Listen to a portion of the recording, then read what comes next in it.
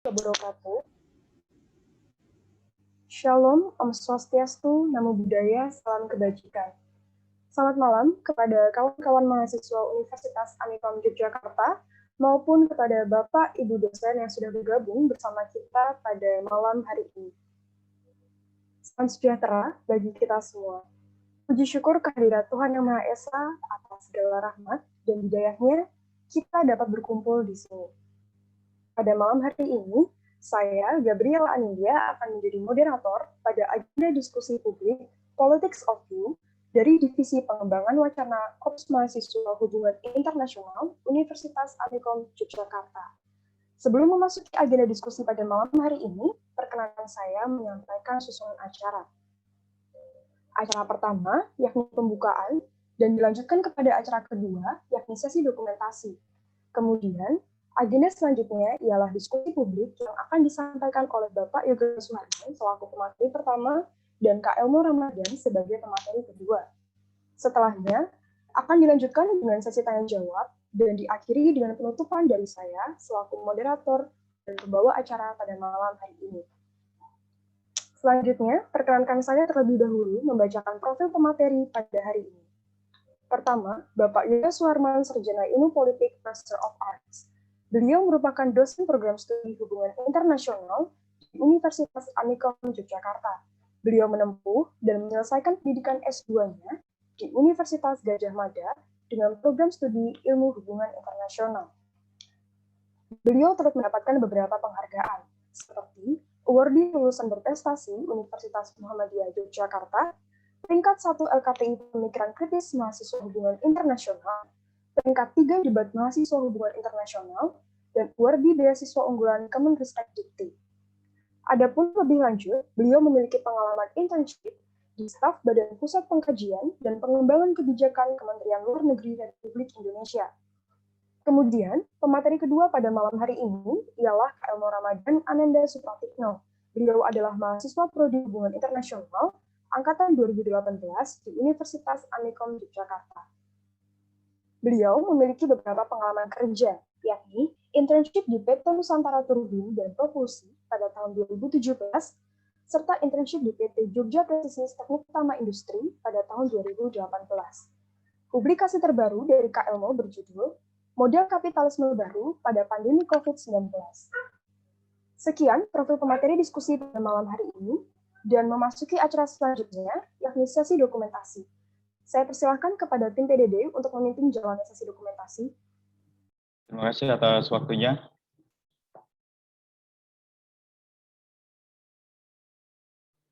Terima kasih atas waktunya. Diharapkan untuk seluruh peserta yang ada di forum tersebut untuk menyalakan kameranya.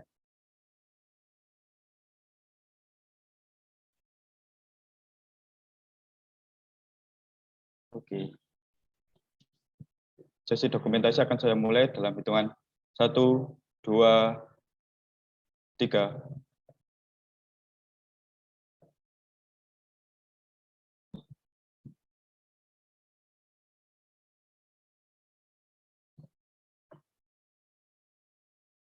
Sekali lagi.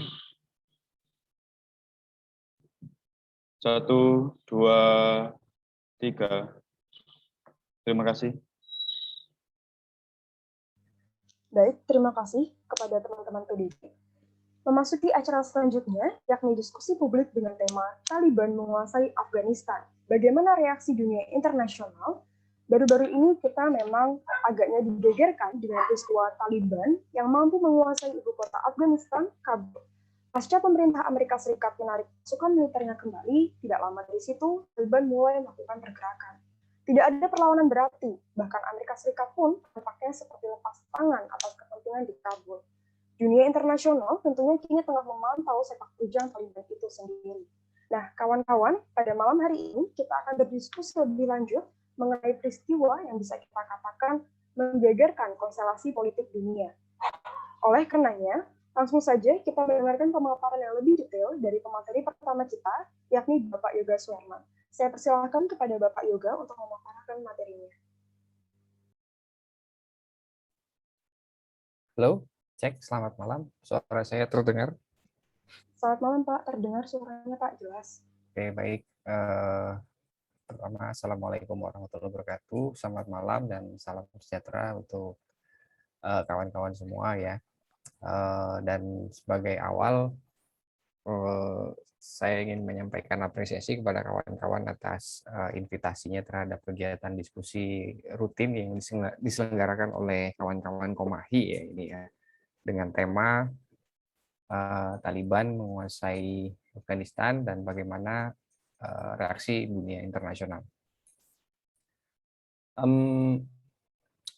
Sebetulnya ini diskusinya saya nggak tahu ya ini terbuka untuk umum atau terbatas di kalangan Komahi atau seperti apa formulanya, tapi saya di sini mengapresiasi upaya kawan-kawan untuk melaksanakan kegiatan demikian gitu ya, dan ada output gitu ya bahwa menjadi salah satu agenda riset, agenda untuk menulis skripsi atau dijadikan bahan untuk melakukan kajian-kajian yang lebih bisa menghasilkan output gitu ya. Dan sebetulnya kalau boleh menyarankan sebelum saya masuk pada materi, hasil dari kegiatan diskusi ini bisa kawan-kawan manfaatkan nanti untuk misalnya dikembangkan menjadi satu artikel penelitian kah atau apapun itu bentuknya. Nah, jadi di dalam aktivitas Komahi itu nanti ada luaran-luaran yang nanti bisa kita manfaatkan dan bisa disebarluaskan gitu ya, dimanfaatkan untuk konsumsi di dalam dunia akademik, terutama di dalam kajian-kajian HI, dan spesifik ini kita bicara tentang Afghanistan dan Taliban atau menjadi bagian dari studi Timur Tengah kalau di dalam studi kawasan, di dalam studi HI. Nah, mungkin itu sebagai pembuka ya dari saya. Masuk ke bagian materi ya, dan perlu saya sampaikan bahwa kemarin panitia meminta saya untuk menyiapkan materi, tapi sepertinya saya tidak akan memberikan memberikan PowerPoint.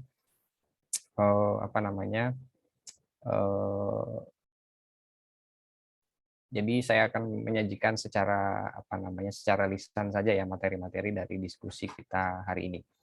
Nah, yang pertama, kalau mengacu kepada tema kita hari ini gitu ya, pertanyaannya adalah tentang bagaimana reaksi dunia internasional terhadap kemenangan Taliban di dalam kontestasi politik domestik.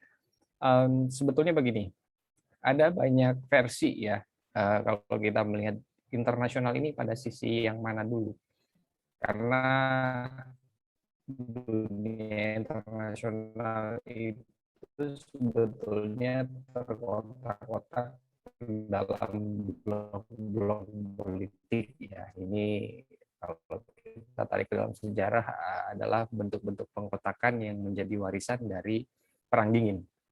Misalnya Asia Selatan punya versi yang berbeda, punya persepsi yang berbeda, wilayah asal. Kemudian Eropa punya persepsi yang berbeda terhadap kemenangan Taliban. Kemudian Amerika Serikat juga punya versi yang berbeda lagi.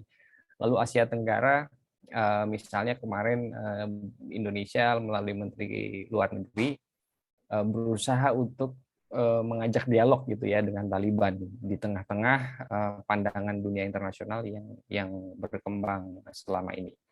Nah, sebetulnya kenapa sih dengan adanya kemenangan Taliban di Afghanistan saat ini, kemudian reaksi internasional itu sangat beragam gitu ya. Nah, saya ingin melihat ini pertama, bahwa keberadaan kekuatan politik di Timur Tengah, di Afghanistan maksud saya, seperti Taliban, kemudian ada mungkin Al-Qaeda juga berkaitan dengan kelompok-kelompok itu ya, walaupun tidak mempunyai ikatan politik secara langsung, tetapi ada ikatan-ikatan tertentu, bahwa keberadaan mereka itu kan sebetulnya adalah kalau kita bicara sejarah itu berkaitan dengan warisan Perang Dingin, itu yang pertama yang perlu kita catat dulu.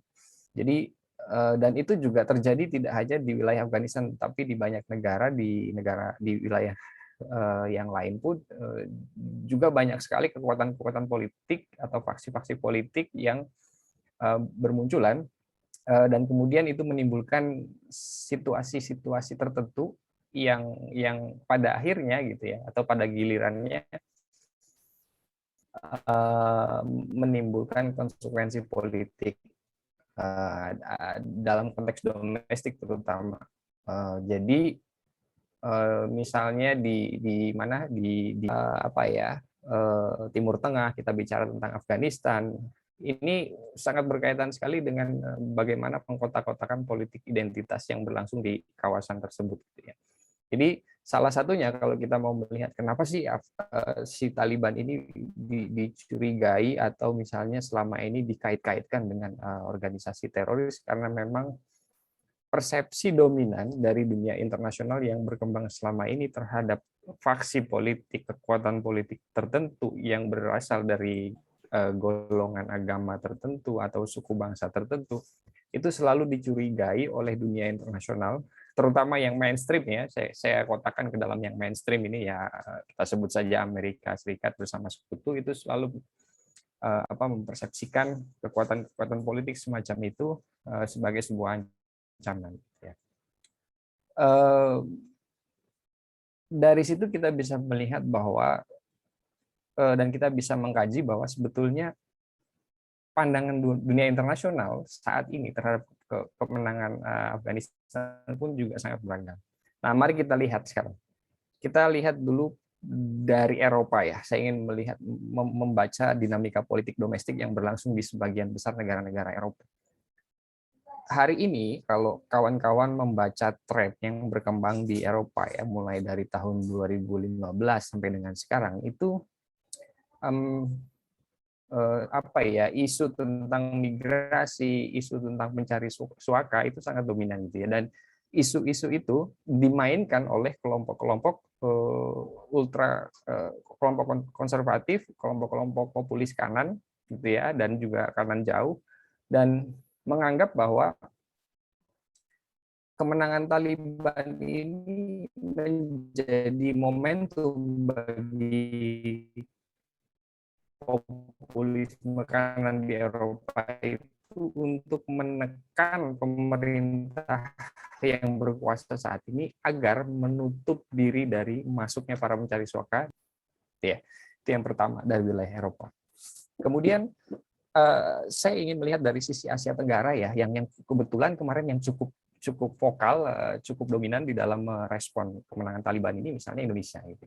Indonesia lebih bersikap kalau dibaca itu lebih bersikap moderat terhadap Taliban gitu ya, berusaha untuk mengajak dialog dengan pihak Taliban, mendiskusikan bagaimana transfer kekuasaan atau transisi politik yang berlangsung di Afghanistan itu bisa berlangsung secara lembut gitu ya, secara smooth, dan tidak lagi menimbulkan konflik-konflik kemanusiaan yang lebih parah dibandingkan dengan keberadaan dari pasukan Amerika Serikat. Kemudian bagaimana dengan posisi Amerika Serikat yang selama ini sangat dominan tampil gitu ya di kawasan-kawasan Timur Tengah, termasuk di Afghanistan, terutama sejak peristiwa 9/11 tahun 2001. Kalau kita membaca pola kebijakan luar negeri Amerika Serikat saat ini di eranya Joe Biden, saya begitu percaya bahwa Amerika Serikat itu sekarang sudah mulai kehilangan daya tarik terhadap kawasan Afghanistan, Irak, dan kawan-kawan itu ya, atau Timur Tengah. Jadi pivot to Asia sekarang itu trennya. Kenapa? Karena kita tahu bahwa kebangkitan Tiongkok itu selalu menjadi masalah besar bagi Amerika Serikat. Kalau dulu yang jadi isunya adalah terorisme, radikalisme, isu-isu yang kemungkinan bisa berpotensi berbahaya bagi kepentingan Amerika Serikat di kawasan yang kebetulan kaya minyak gitu ya.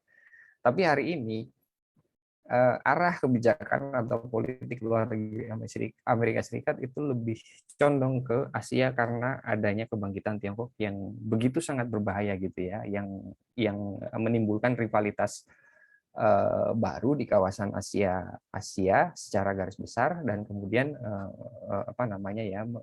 berpotensi untuk merugikan kepentingan Amerika Serikat di kawasan dunia gitu ya. Sehingga wajar jika kemudian Amerika Serikat menarik pasukannya dari Afghanistan. Nah, jadi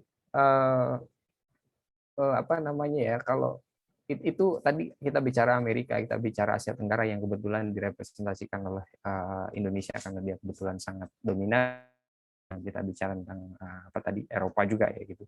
Bagaimana dengan kawasan yang lain? Oke, kita bicara misalnya Asia Selatan ya. Kita ambil contoh misalnya di Pakistan ya. Pakistan saya kira juga tidak terlalu heboh dengan kemenangan Taliban karena memang apa ya, secara politik, kemudian secara emosional dan secara berdasarkan identitas itu ada sedikit kemiripan gitu ya dengan kelompok yang ada di Afghanistan itu, sehingga ketika Taliban menguasai politik ya mereka biasa-biasa saja.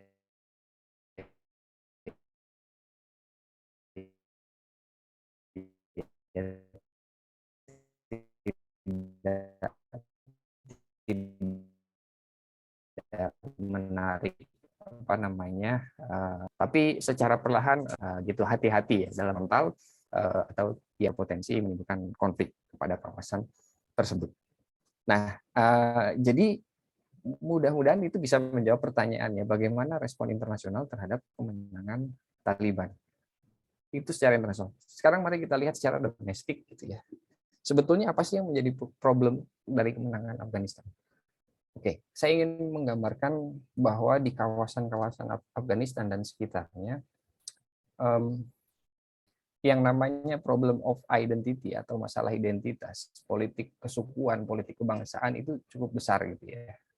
Jadi kalau kita melihat di kawasan tersebut ada dua golongan ya, ada kelompok Sunni, ada Syiah, ada suku Pashtun, kemudian ada Taliban itu sendiri, dan kemudian ada lagi kelompok-kelompok seperti Al-Qaeda, ada ISIS dan sebagainya gitu ya. Nah, mereka itu adalah faksi-faksi kekuatan politik yang sebetulnya kalau kita bicara di dalam konteks kontestasi politik itu adalah kelompok-kelompok yang menginginkan kekuasaan. Itu orientasinya. Kita tidak bisa memungkiri bahwa ada yang mengatasnamakan ingin mendirikan negara Islam dan lain-lain, atau mendirikan negara berbasis agama atau negara teokratis gitu ya. Tetapi tidak seperti itu artinya. Tapi mereka adalah apa namanya, ingin menduduki kekuasaan sehingga mereka kemudian bisa mengelola berbagai macam sumber daya yang ada di kawasan tersebut. Jadi dan kebetulan gitu ya, mereka memainkan sentimen-sentimen identitas di dalam perjuangan politiknya. Nah, kenapa kemudian identitas ini menimbulkan masalah ya? Karena sentimen identitas di kawasan tersebut, termasuk di Afghanistan, itu cukup kuat mempengaruhi bagaimana dinamika dan kontestasi politik di kawasan atau di negara tersebut gitu ya. Jadi sama seperti yang terjadi di Irak, sama seperti yang terjadi misalnya di kawasan apa namanya, di kawasan sekitar Afghanistan gitu. Problem identity ini menjadi masalah besar, dan itulah kenapa kemudian kekuatan internasional masuk ke kawasan tersebut untuk melakukan intervensi, untuk menanamkan apa bentuk-bentuk pelembagaan politik yang demokratis, tetapi pada akhirnya berujung gagal gitu ya. Karena apa? Karena kekuatan eksternal juga gagal meredam konflik yang tadinya cukup berurat akar gitu, yang dimana konflik itu memainkan sentimen identitas di dalam konteks perjuangan politik dari setiap faksi kelompok gitu ya. Nah, jadi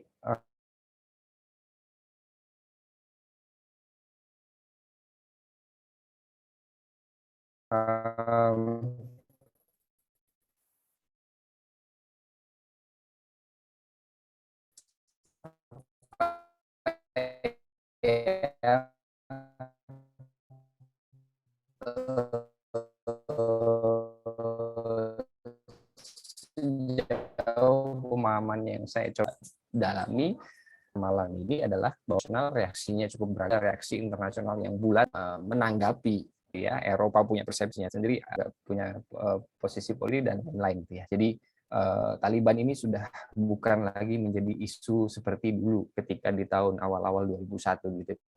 Ketika muncul isu terorisme, semua dihancurkan. Tapi hari ini dengan adanya kekuatan seperti Tiongkok itu membuyarkan konsentrasi dari kekuatan-kekuatan internasional saat ini. Membuyarkan konsentrasi yang kayak minyak, Timur Tengah, Afghanistan, Irak, Iran, dan lain-lain. Tapi dengan kebangkitan Tiongkok ini, respon internasional bergeser ke wilayah yang lain. Kemudian yang kedua adalah kita juga perlu melihat bahwa persoalan-persoalan tersebut sangat berkaitan dengan tadi. Poinnya adalah poin dari saya itu nanti bisa kita diskusikan, bisa kita elaborasi, yaitu problem identitas yang sudah cukup lama berurat akar sehingga itu menimbulkan masalah dan memicu reaksi internasional untuk melakukan intervensi kepada kepada negara tersebut. Nah, saya kira itu saja Mbak Nindi sebagai moderator, pengantar dari saya. Nanti mudah-mudahan kita bisa mengelaborasi dan untuk memperdalam tema kita hari ini. Jadi mohon maaf jika ada kekurangan. Sekian, terima kasih. Saya kembalikan kepada moderator. Baik, terima kasih Pak Yoga atas pemaparannya. Sangat luar biasa ya teman-teman. Apa yang dijabarkan dan juga disampaikan oleh Bapak Yoga sungguh menarik tadi apabila Pak Yoga memaparkan bahwa kontestasi politik di Afghanistan itu sangat kuat gitu ya, sehingga konflik yang ada pun akhirnya mengarah kepada satu masalah nih, yaitu problem of identity. Dan ada juga beberapa versi, sehingga kita juga harus lihat dulu nih internasional yang mana dulu gitu ya, karena dunia internasional pun juga terkotak-kotak dalam konteks politik, sehingga persepsinya pun juga berbeda. Dan mengapa akhirnya reaksi internasional ini beragam, tadi juga sudah disebutkan oleh Bapak Yoga ya, bisa kita lihat karena keberadaan kekuatan politik di Afghanistan seperti Taliban secara historis itu juga menjadi warisan dari Perang Dingin. Bahkan nggak hanya di Afghanistan gitu ya.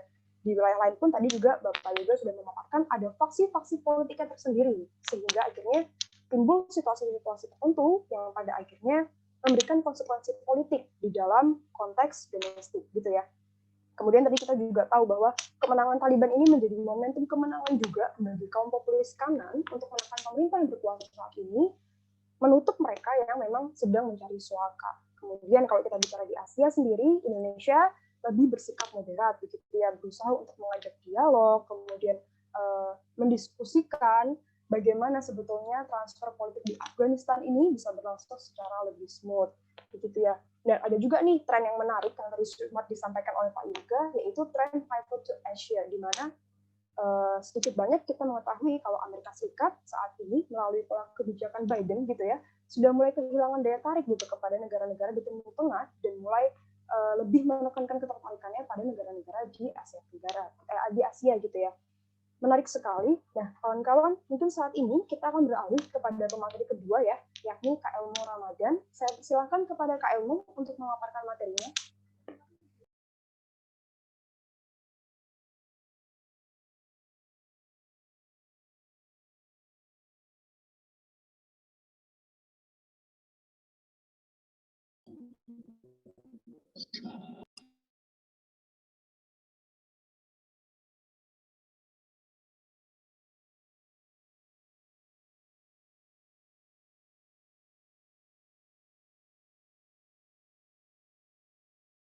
Baik, silakan Kak Elmo.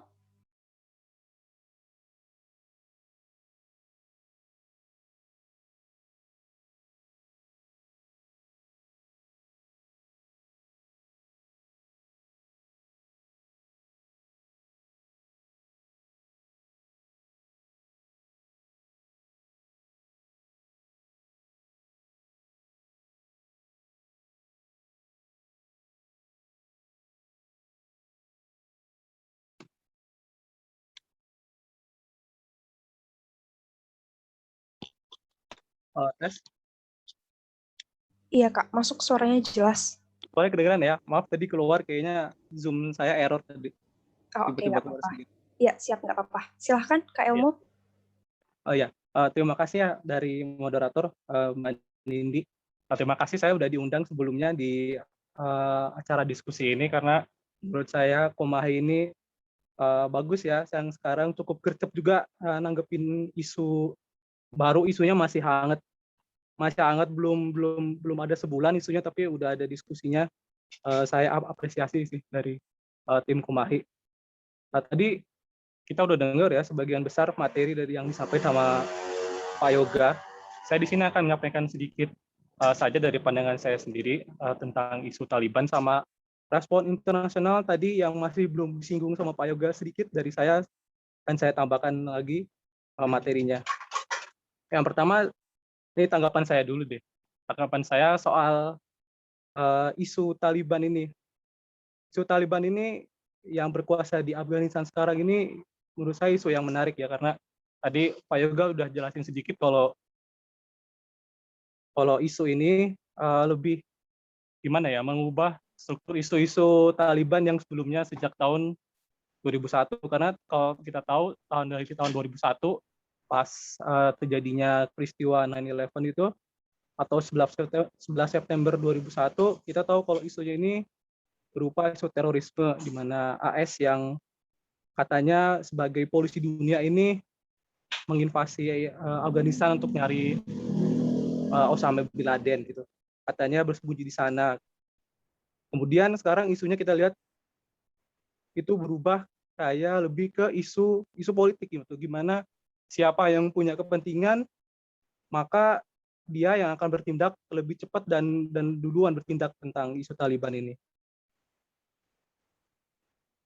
Nah, ternyata di beberapa bulan terakhir ini Ali mempertimbangkan kalau bisa jadi ini juga saya sedikit mengambil pandangan para ahli karena di Taliban di Afghanistan ini nantinya bisa jadi bakal jadi tempat bagi kelompok-kelompok ekstremis lagi kayak ISIS tadi atau Al-Qaeda gitu-gitu, atau bisa kita sebut sebagai kelompok ekstremis itu bakal berjaya lagi karena melihat Taliban berjaya di Afghanistan, itu mereka ngeliatnya, oh kita ini punya tempat nih kayaknya buat berlindung, misalnya ada di negara lain, di negara mana yang berada sama-sama di Timur Tengah, melihat Taliban sudah berjaya, mungkin ini kesempatan bagi mereka, oh kita mungkin bisa berlindung di bawah Taliban karena yang berkuasa sekarang di Afghanistan adalah Taliban.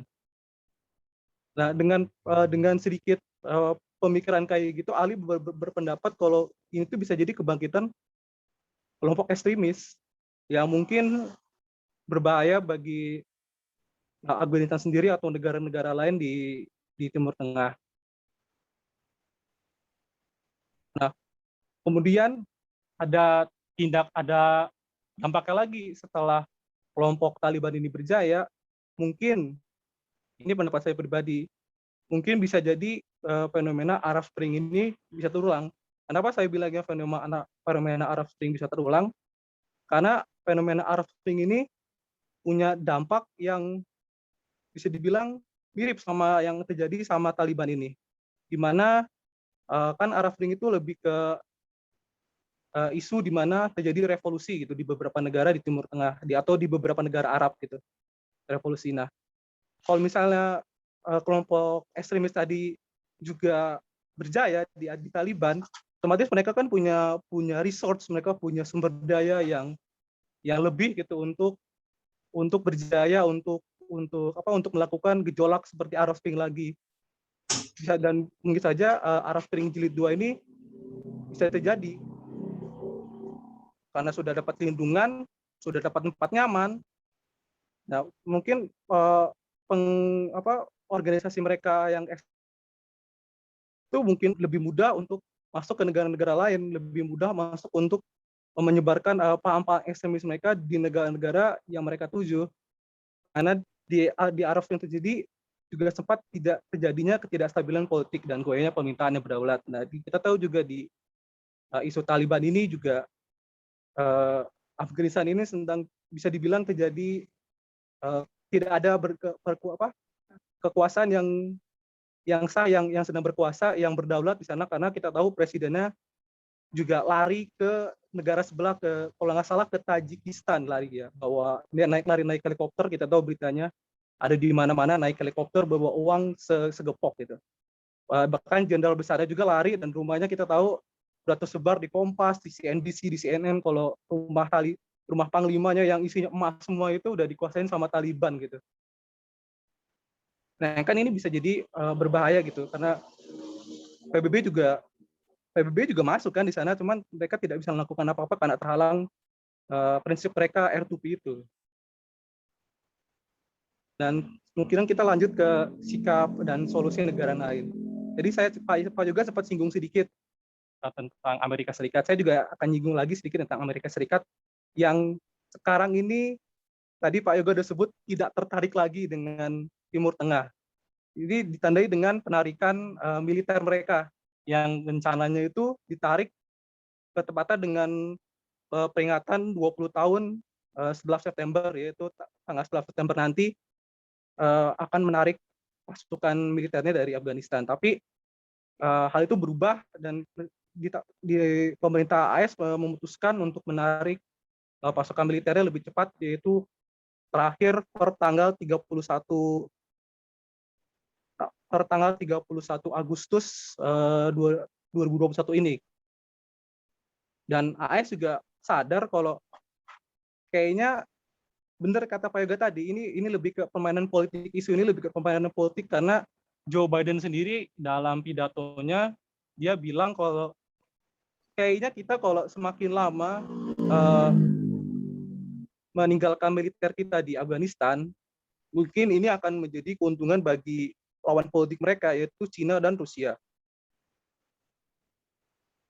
Kenapa Joe Biden bisa berpikiran begitu? Karena Joe Biden berpikiran bahwa semakin lama pasukan militer mereka ada di Afghanistan, maka lawan politik mereka di sana semakin kuat dan semakin nyaman, semakin senang untuk terus berada di mendekatkan diri kepada Taliban gitu kan. Kita tahu ada isunya Cina dan Taliban sedang dekat gitu, sedang mesra-mesranya gitu.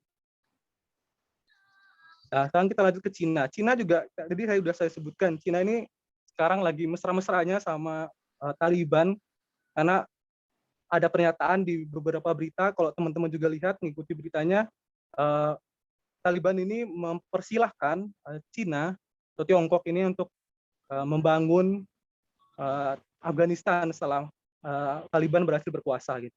Ini kan berarti mereka Cina dan Tiongkok ini memiliki hubungan yang cukup dekat gitu, sehingga bisa terjadi pernyataan seperti itu gitu. Mungkin nanti setelah misalnya Taliban benar-benar berkuasa atas Afghanistan, mungkin Cina akan membangun entah itu jembatan atau jalan atau infrastruktur lainnya yang berada di Afghanistan, dan sebagai bayaran apa yang mereka lakukan, ini teman-teman pasti sudah tahu kalau Cina ini kan gemar sekali mencari salah satu concern Cina di politik luar negerinya adalah mengamankan energi gitu. Dan kita tahu di Afghanistan energi itu banyak, pada dari batu bara, minyak, dan lain-lain gitu. Dan mineral-mineral lain itu banyak di Afghanistan. Nah, sepertinya yang Cina incar, dari apa yang saya lihat bagaimana gerak-geriknya Cina itu, mereka tuh tertarik akan mineral yang ada di Afghanistan sebagai imbalan atas mereka membangun Afghanistan, membangun infrastruktur atau membangun apapun itu di Afghanistan nantinya jika hal itu benar-benar terjadi gitu. Yang menarik di sini adalah dari pihak Rusia sebagai salah satu lawan politik Amerika juga. Rusia ini bisa dibilang sangat ibaratnya sangat slow gitu, sangat santai menghadapi isu Taliban yang berkuasa di Afghanistan sendiri. Bahkan mereka kedutaan besar mereka yang ada di Afghanistan ini masih belum tutup, pegawai diplomatiknya juga masih ada di sana. Saya terakhir baca berita itu, mereka masih ada di sana, masih membuka kedutaan besarnya. Karena salah satu kedutaannya berkata kalau di Afghanistan ini, itu di dalam kotanya tidak ada perang, ya biasa-biasa aja. Emang hawanya agak mencekam karena sedang terjadi ketidakstabilan politik dan Taliban turun ke jalan dan Taliban ada di mana-mana. Tapi tidak ada perang, jadi mereka tidak terlalu khawatir kalau itu akan membahayakan pekerja diplomatik yang ada di kedutaan besar Rusia yang ada di Afghanistan. Dan Taliban juga berjanji katanya, kalau di berita itu ada ucapan Taliban yang mengatakan jika Taliban tidak akan menyerang kedutaan besar Rusia yang ada di Afghanistan. Berarti kan juga ini sudah seperti Cina gitu. Rusia ada kedekatan tersendiri dengan Taliban, dengan Afghanistan, namun tidak sedekat dengan Cina gitu, karena Rusia sendiri juga menyatakan bahwa belum mengakui Taliban sebagai pemerintahan yang sah atas Afghanistan gitu. Selanjutnya ada Indonesia. Indonesia ini menarik sih, kata Pak Yoga tadi udah disinggung sedikit, kalau Indonesia ini lebih senang berdialog gitu, karena habitnya orang Asia Tenggara khususnya yang senang bermusyawarah. Jadi Indonesia ini lebih senang berdialog gitu, tidak tergesa-gesa memberikan statementnya apakah akan dukung atau mengecam atau apa, tapi mereka lebih mengadakan tadi dialog, mereka lebih santai, mereka lebih memandang, Indonesia ini lebih melihat isu ini akan berjalan bagaimana, akan berjalan sampai mana, dan gimana hasil dari isu Taliban ini. Indonesia ini terus memfollow up, dan saya mengutip dari salah satu Direktur Jenderal Asia Pasifik dan Afrika dari Kementerian Luar Negeri, Abdur Qadir Jayani, mengatakan bahwa Indonesia ini masih terlalu dini untuk menentukan sikap pasca Taliban menguasai Afghanistan, karena ini tuh masih dari awal kekuasaan Taliban itu, ini tuh masih terlalu sikap gitu, masih terlalu dini, masih terlalu cepat, masih terlalu terburu-buru gitu, karena masih belum jelas juga kalau Taliban benar-benar akan menguasai Afghanistan, apakah bakal diakui internasional sebagai pemerintah gitu. Dia sendiri mengatakan bahwa menurut Pak Jenderal ini, saya ini pada titik di mana kalau buat kita ini menentukan sikap ini masih terlalu dini, dan kita juga masih berharap pada pemerintahan masih harus terus memfollow up isu Taliban ini sampai sejauh mana dan sampai bagaimana nanti ujungnya, karena akan berbahaya jika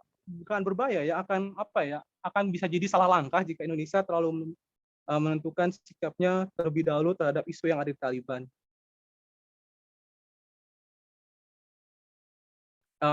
Pak Jenderal tadi juga menjelaskan bahwa pemerintahan Taliban yang ada di Afghanistan ini belum terbentuk gitu.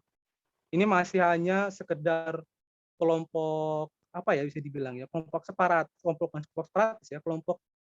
ekstremis yang berkuasa gitu, dan mereka belum tentu juga akan berkuasa atas Taliban gitu, seperti yang saya bilang tadi. Jadi masih terus jadi Indonesia ini masih terus berkomunikasi dengan Afghanistan, dengan Talibannya gitu, musyawarah, melakukan perundingan seperti kebiasaannya orang-orang Asia Tenggara yang bermodra gitu, melakukan musyawarah, berunding, karena itu memang cara orang-orang Asia, khusus Asia Tenggara, bagaimana cara menyelesaikan konflik yang ada di mana-mana gitu.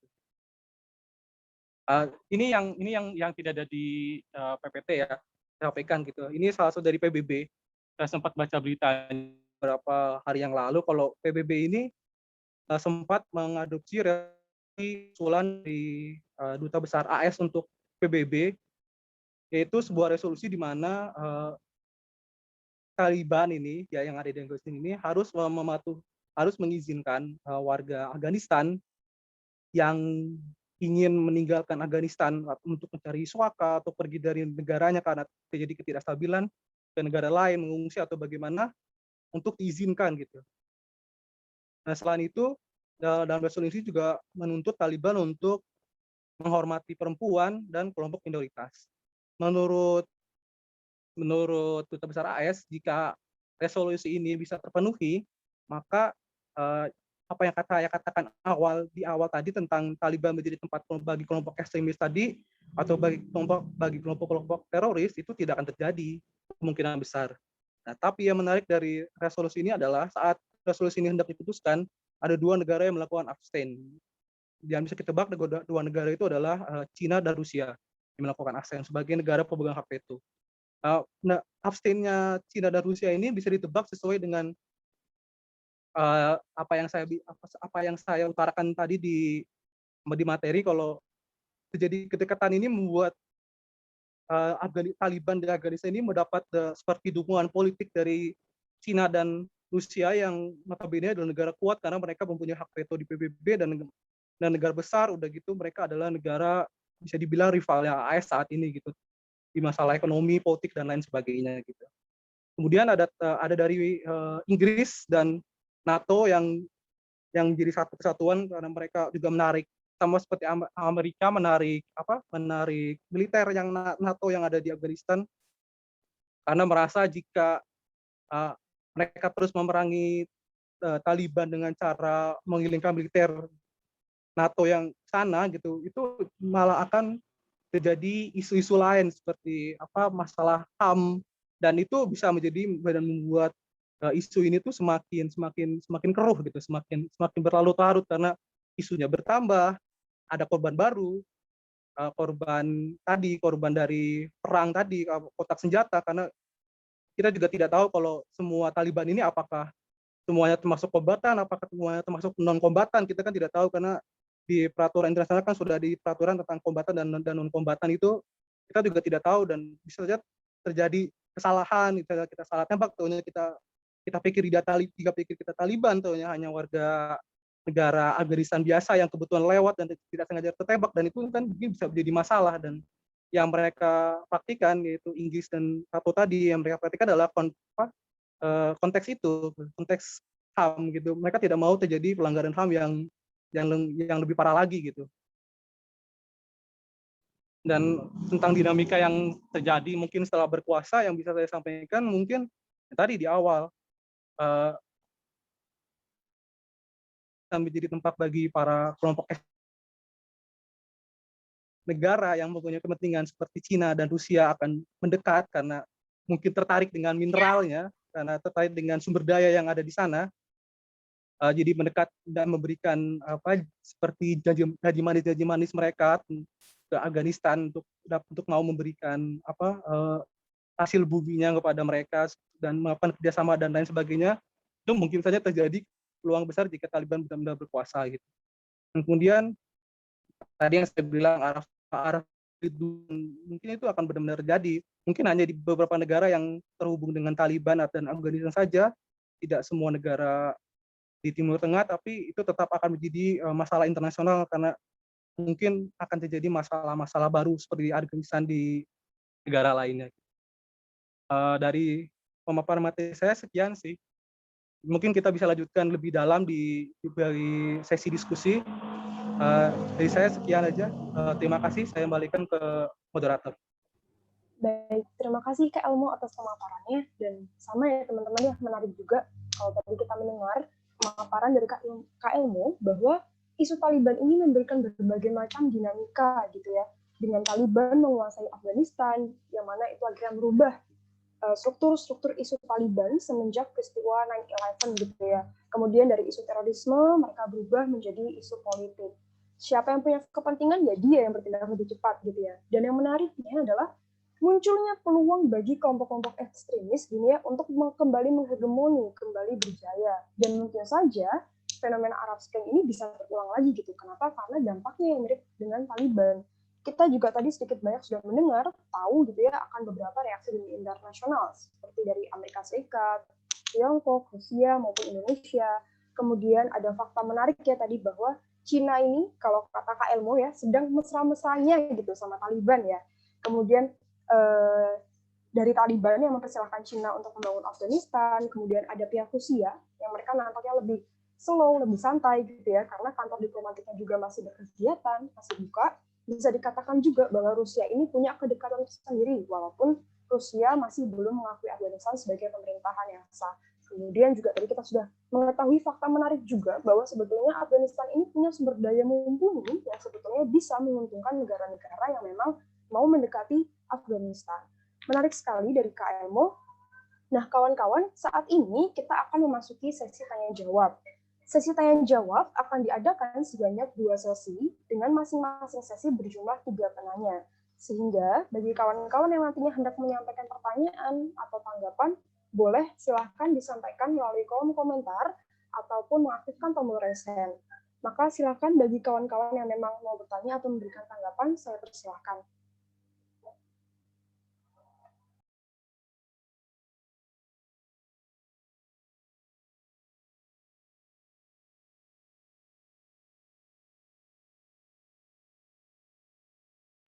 Oke, di sini saya bacakan ya pertanyaan yang ada di komentar gitu dari Tasya Santoso.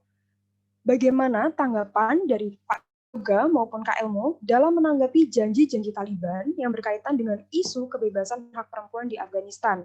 Dari jubir Taliban sendiri menjelaskan Taliban saat ini telah berevolusi, memberikan hak kebebasan perempuan, yang mana nantinya akan menerapkan pendidikan juga terhadap kaum perempuan dengan syarat wajib berhijab. Namun, janji tersebut belum cukup meyakini warga Afghanistan dan masyarakat global, sehingga situasi di sana masih belum kondusif karena mengingat bayang-bayang kasus penembakan Malala atas Taliban di tahun 2012. Nah, mungkin langsung saja saya serahkan ya. Boleh dari Kak Elmo dulu ataupun Pak Yoga, silakan siapa yang mau lebih dahulu.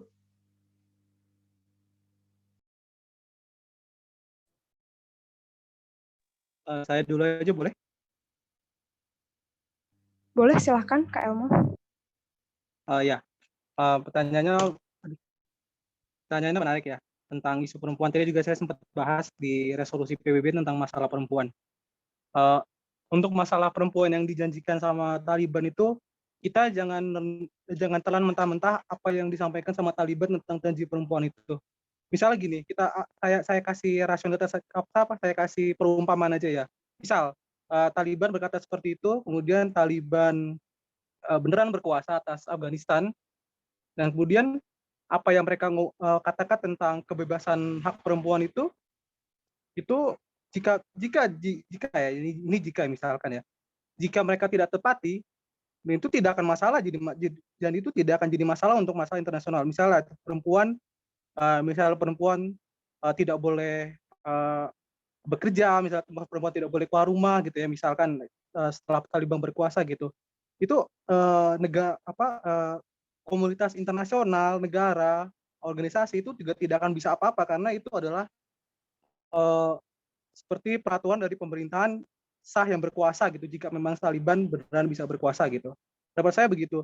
Jika memang mereka berkata seperti itu belum tentu akan kejadian, karena walaupun misalnya itu kejadian, kita juga tidak bisa apa-apa. Kita nggak bisa melaporin, oh nih di Taliban perempuan kok diginiin sih, oh di Taliban kok perempuan nggak boleh keluar, nggak boleh kerja, nggak boleh naik motor, nggak boleh ke mall misalnya gitu.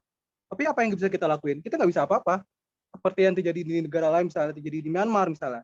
Memang juga kan perempuan juga sama dibegitukan kan. Tapi apakah kita bisa mencegah hal itu terjadi? Tidak gitu. Jadi di Taliban gitu, tentang Taliban itu, karena itu adalah janji dari kelompok ekstremis, bukan janji dari pemerintah. Mentah uh, perkataan Taliban gitu, statementnya, kita bakal terlena dan menganggap bahwa Taliban itu adalah, oh Taliban ternyata baik juga gitu loh, malah jadi itu seperti apa ya, psikologi game gitu loh, maksudnya itu seperti membuat kita buta seakan-akan Taliban itu baik gitu. Tapi kan mereka juga belum tentu baik juga kan sebenarnya, karena saya juga sempat mendengar berita bahwa ada beberapa perempuan yang dipenggal kepalanya. Itu kan menjadi masalah internasional karena mereka yang dipenggal itu adalah warga biasa gitu. Mereka non kombatan. Nah, itu sudah menjadi masalah internasional. Itu bahkan pelakunya jika ingin gitu, itu bisa dibawa ke Mahkamah Konstitusi Internasional untuk dihadirkan, karena itu hitungannya pembunuhan luar biasa dilakukan oleh kelompok ekstremis, dan jika ada yang mau mengadukan gitu, itu bisa, cuman kan tidak ada yang mau dan tidak ada yang bisa gitu. Jadi tanggapan saya adalah jangan ditelan mentah-mentah. Kita harus melihat lagi ke depannya, perilakunya si Taliban ini bagaimana, apakah memungkinkan untuk terjadinya apa yang dia katakan atau tidak gitu. Dari saya sih segitu. Oke, baik. Terima kasih Kak Elmo atas jawabannya. Kalau dari Pak Yoga sendiri nih, nah bagaimana nih kira-kira kalau dari Bapak Yoga? Oke, baik. Terima kasih Mbak Nindi atas kesempatannya dan pertanyaannya dari Mbak Tasya ya. Jadi kalau saya baca di kolom chat. Jadi begini, kalau saya ingin melihat statement dari Taliban untuk memberikan kebebasan kepada perempuan atau ingin memperjuangkan kesetaraan gender itu sebagai sebuah political style ya, karena kita tahu bahwa Taliban itu kan adalah faksi politik. Itu yang perlu jadi catatan. Jadi saya tidak ingin melihat Taliban itu ada di kelompok orang tadi Mas Elmo. Saya tidak ingin melihat seperti ini drama kehidupan gitu, tidak ya. Tapi ini adalah persoalan politik, ini persoalan kekuasaan, persoalan tentang penguasaan sumber daya ekonomi dan lain-lain. Nah, jadi berkaitan dengan janji-janji yang kemudian disampaikan oleh kelompok Taliban untuk memberikan kekuasaan kebebasan kepada perempuan itu sebagai sebuah political style, dan ini terjadi juga di kekuatan politik yang ada di berbagai belahan dunia gitu ya. Nah, saya ingin mengkomparasikan dengan apa yang berlangsung di Eropa misalnya. Kekuatan populis gitu ya, atau golongan konservatif, baik itu yang berbentuk partai politik atau yang berbentuk organisasi massa tertentu gitu ya, itu selalu mengklaim bahwa bangsa Eropa hari ini dijajah oleh oleh neoliberalisme. Kedaulatan ekonomi Eropa sedang dijajah oleh kekuatan eksternal, kekuatan neoliberalisme dan lain-lain. Kemudian banyak lagi hal-hal lain yang kemudian dimanfaatkan oleh kekuatan-kekuatan politik untuk memperoleh dukungan gitu ya. Nah, ini gaya politik yang sering kali terjadi di dalam pengalaman-pengalaman empiris di berbagai macam belahan dunia. Gitu ya. Itu jadi tujuannya untuk adalah ya supaya komunikasi politik yang mereka sampaikan itu bisa diterima oleh publik, dan kemudian publik bersedia untuk terlibat di dalam aktivitas politik, dalam perjuangan politik yang dilakukan oleh kelompok Taliban gitu ya. Jadi ini bukan soal apakah Taliban itu kelompok yang baik atau kelompok yang jahat gitu ya, karena di dalam politik itu yang baik bisa menjadi jahat, yang jahat bisa menjadi baik gitu ya. Jadi ini bukan soal drama kehidupan, tapi ini adalah persoalan kontestasi politik dan kekuasaan, dan janji-janji yang diberikan oleh Taliban dan apapun itu gitu ya, komunikasi politik yang mereka gunakan itu sebagai sebuah gaya politik, sebagai satu strategi, sebagai sebuah cara agar legitimasi Taliban di dalam proses transfer kekuasaan yang terjadi saat ini itu bisa mendapatkan dukungan massa yang lebih besar, dan dengan dukungan massa yang lebih besar maka logikanya adalah kekuatan Taliban pun menjadi lebih besar gitu ya. Nah, jadi itu poin saya mungkin Mbak Didi berkaitan dengan. Baik, terima kasih Pak Yoga atas jawabannya. Mungkin sebelum kita melanjutkan pertanyaan yang ada di kolom komentar, kita beralih dulu ya, karena di sini ada teman-teman juga nih yang udah resen. Mungkin yang pertama aku persilakan untuk Syarif ya. Silakan Syarif.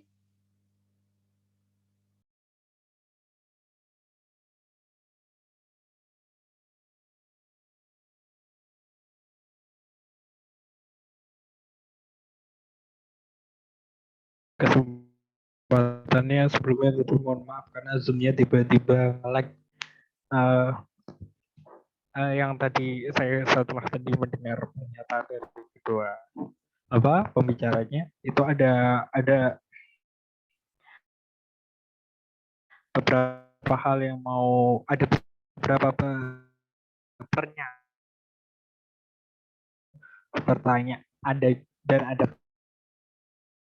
pertanyaan juga bagi Taliban ini bisa saya simpulkan sebagai satu kekuatan fasis gitu.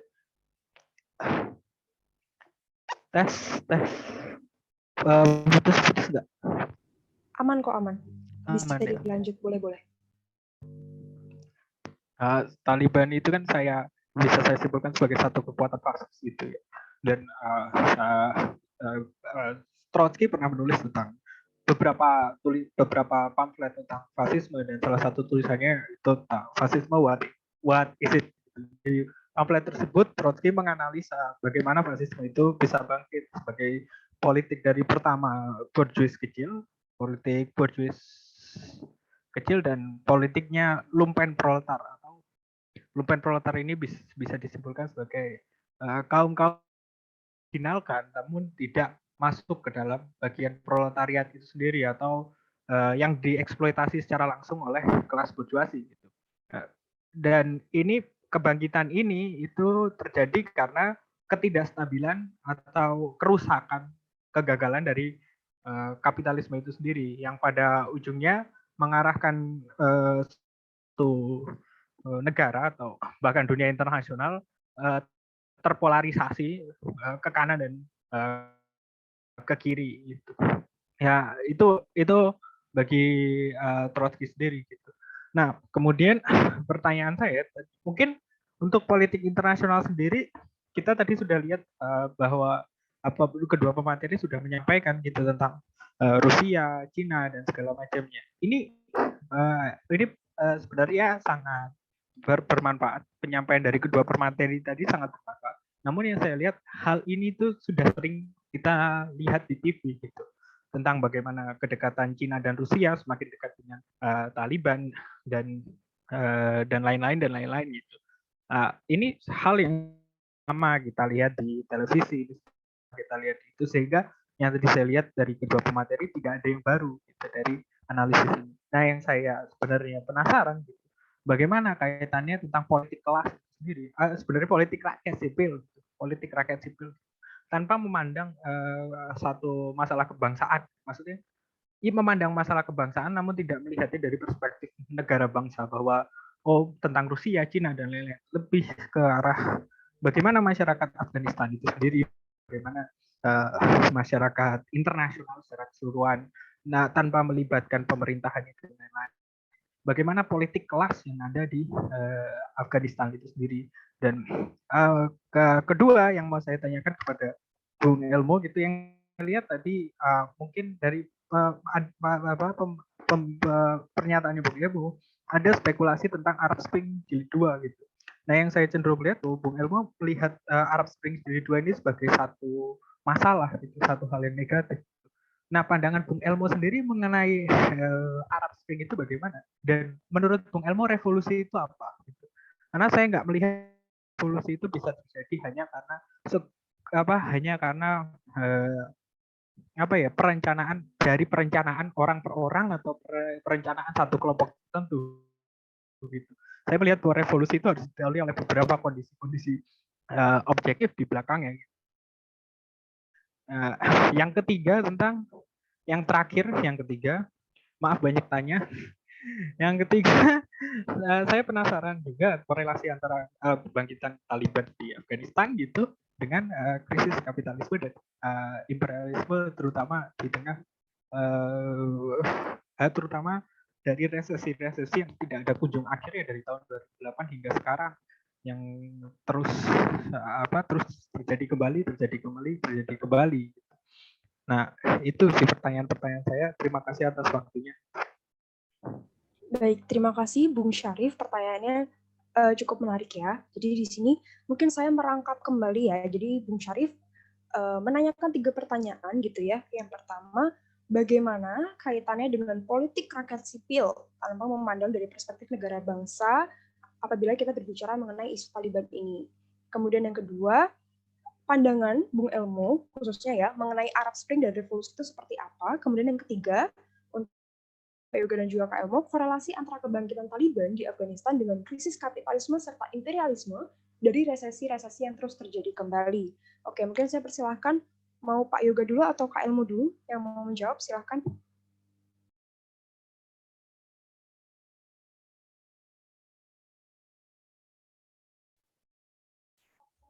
Siapa dulu nih, Mbak Nidi? Mungkin dari Bapak Yoga dulu boleh Pak, silahkan. Oh ya, baik. Ini terima kasih Mas Syarif ya atas pernyataan dan juga pertanyaannya. Sebetulnya kalau kita membaca apa yang terjadi gitu ya di mana di Afghanistan itu ya memang kalau kita melihat kepada sumber informasi yang tadi disampaikan oleh saya dan juga mungkin juga oleh Mas Elmo, itu sebagian besar adalah sumber informasi yang sudah bisa kita lihat di berbagai macam media informasi. Tetapi di sini yang menjadi catatan adalah bahwa itu menjadi gambaran tentang fakta gitu ya, menjadi gambaran tentang apa sebetulnya yang bukan apa sebetulnya, tapi apa yang terjadi di Afghanistan gitu ya. Sehingga kita tidak bisa menegasikan diskusi tentang Afghanistan tanpa kita mendiskusikan tema tersebut dari pendekatan negara bangsa. Itu yang pertama. Dan mengenai pertanyaan tadi politik kelas gitu ya. Bagaimana dengan politik kelas di Afghanistan? Nah, saya melihat bahwa problem salah satu masalah besar gitu ya di dalam sejarah terbentuknya masyarakat di saya sebut misalnya Timur Tengah Raya ya, saya pinjam mungkin bahasa yang dipakai oleh George Bush ketika itu adalah Timur Tengah Raya gitu ya, termasuk Afghanistan di sini itu ada sebagian besar mereka itu belum tuntas sebagai sebuah bangsa itu ya, karena memang problem pembentukan identitas siapa yang berkuasa setelah suksesi kepemimpinan itu selalu didasari oleh blok-blok identitas gitu ya. Jadi diskusi mereka, perdebatan mereka, kontestasi mereka tidak di dalam konteks masyarakat Afghanistan sendiri belum sampai kepada diskusi atau perdebatan atau kontestasi politik yang ranahnya ke dalam aspek-aspek ekonomi politik gitu, atau aspek-aspek perjuangan kelas, tetapi lebih kepada pendekatan dari suku mana nih yang akan berkuasa setelah suksesi kepemimpinan ini. Kita bisa melihat itu di Irak, kita bisa melihat fenomena itu di sebagian kawasan Timur Tengah. Itu selalu yang terus terjadi, dan itu adalah pengalaman-pengalaman empiris yang dialami atau yang dilalui oleh masyarakat di Timur Tengah Raya. Jadi berbeda mungkin dengan kawasan Asia Timur misalnya, dan juga Asia Tenggara yang diskusi perjuangan politiknya lebih menjurus kepada diskusi atau perdebatan atau kontestasi yang berkaitan dengan dimensi ekonomi politik, yang berkaitan dengan perjuangan kelas gitu ya, yang berkaitan dengan bagaimana lower class itu bisa naik kelas ke level yang lebih tinggi lagi gitu ya. Di kawasan Timur Tengah Raya pola, kalau boleh saya katakan,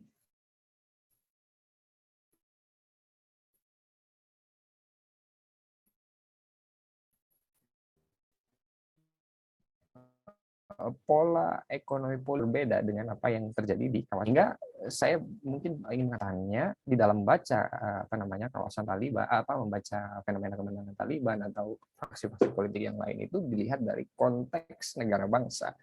Dan mungkin Mas Arief juga tahu ya bahwa yang namanya konteks diskusi negara bangsa itu tidak bisa lepas dari yang namanya tidak bisa lepas dari proses siapa diri kita sebenarnya gitu ya.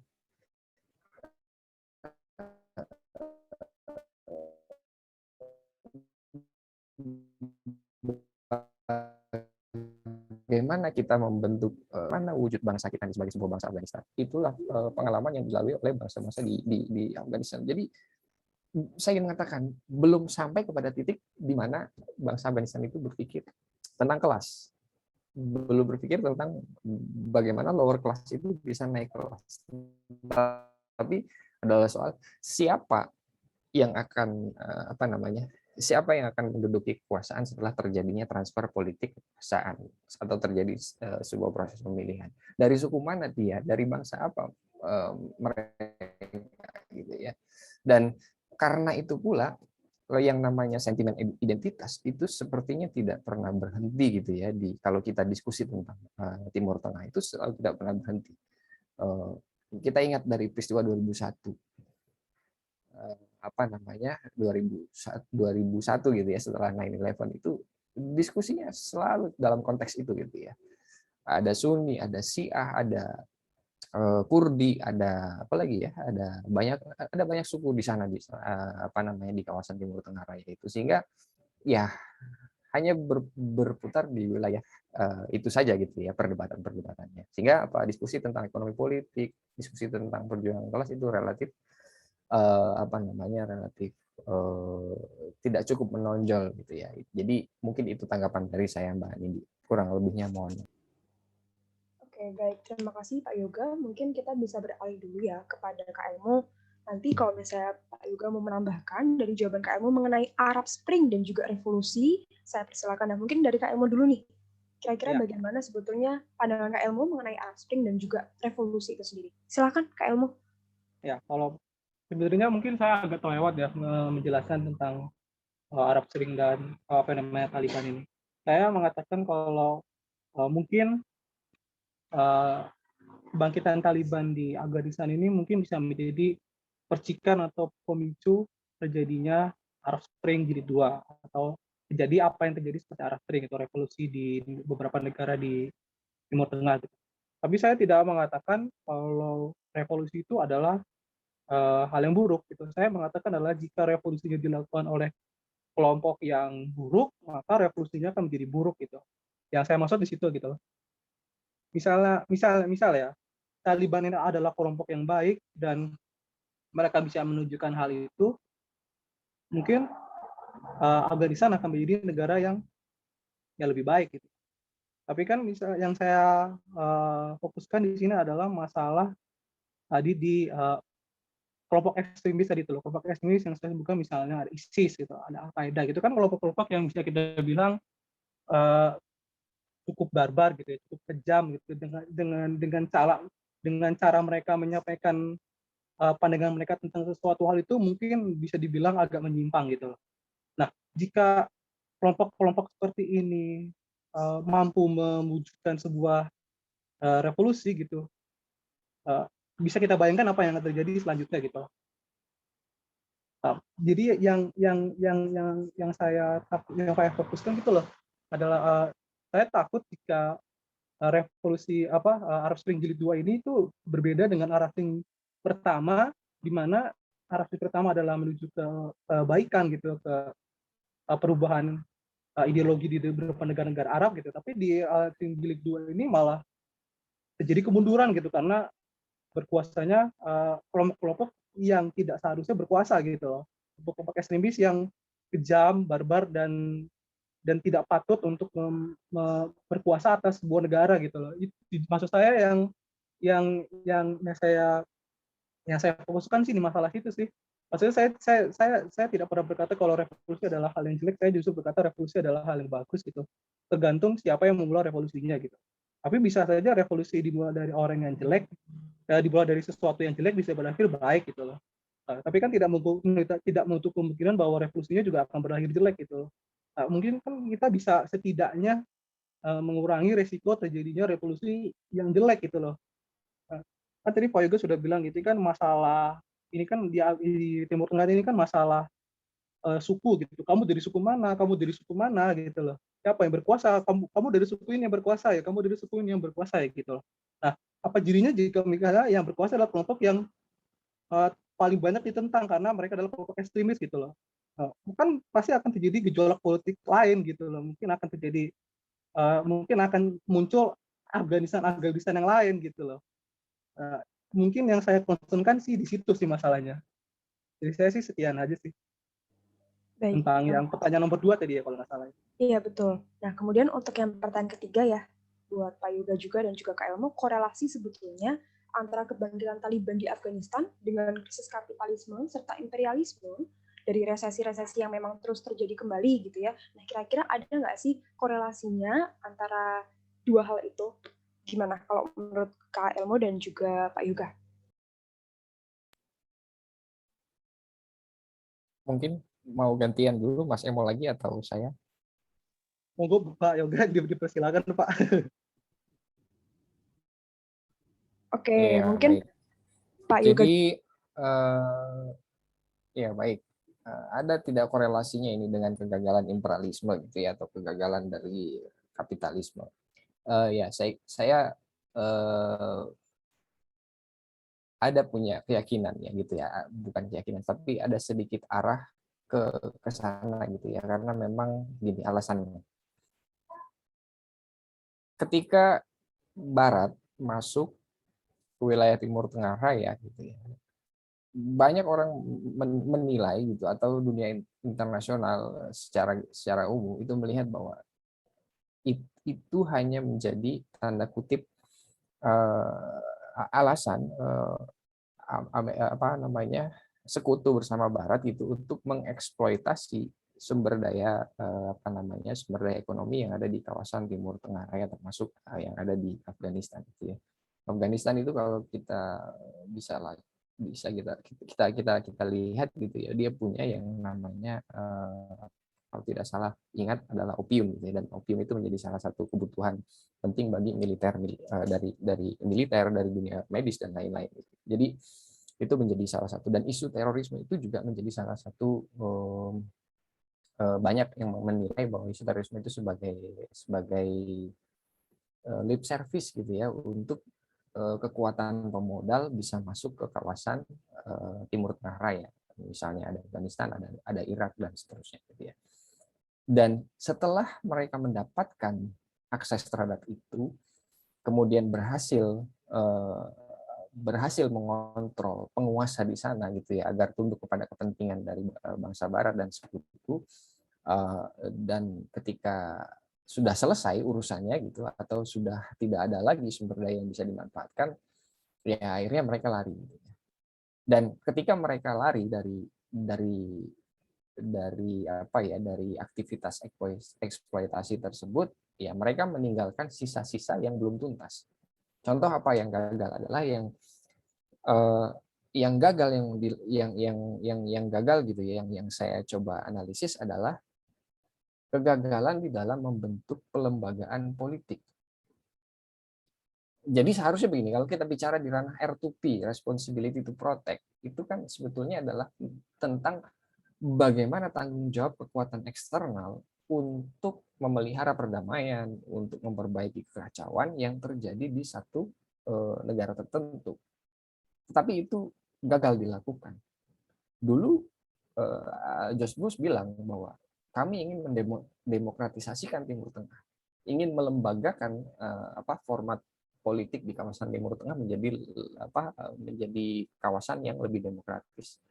Tetapi itu tidak berjalan, gitu ya. Yang berjalan justru di poin di mana kegagalan tadi yang dikatakan oleh Mas Arif, gitu ya, sudah dieksploitasi, kelembagaan politiknya kacau, tatanan sosialnya juga hancur berantakan setelah mendapatkan apa yang menjadi kepentingan dari bangsa Barat dan sekutu, mereka lari, dan tugas-tugas mulia gitu ya, tugas-tugas mulia melembagakan secara demokratis, menata tadi yang dikatakan oleh Mas Arif, politik sipil yang baik itu gagal gitu ya, tidak dijalankan sebagaimana mestinya, bahkan lembaga-lembaga seperti PBB sekalipun juga tidak betul-betul mampu untuk mengatasi itu gitu ya. Jadi tidak salah juga ketika misalnya Mas Arif mengatakan bahwa ini sebagai bentuk kegagalan dari imperialisme, kegagalan dari praktek eksploitasi yang dilakukan oleh kaum pemodal atau para kaum kapitalis. Ya, tidak salah juga punya pandangan seperti itu gitu ya. Dan itu memang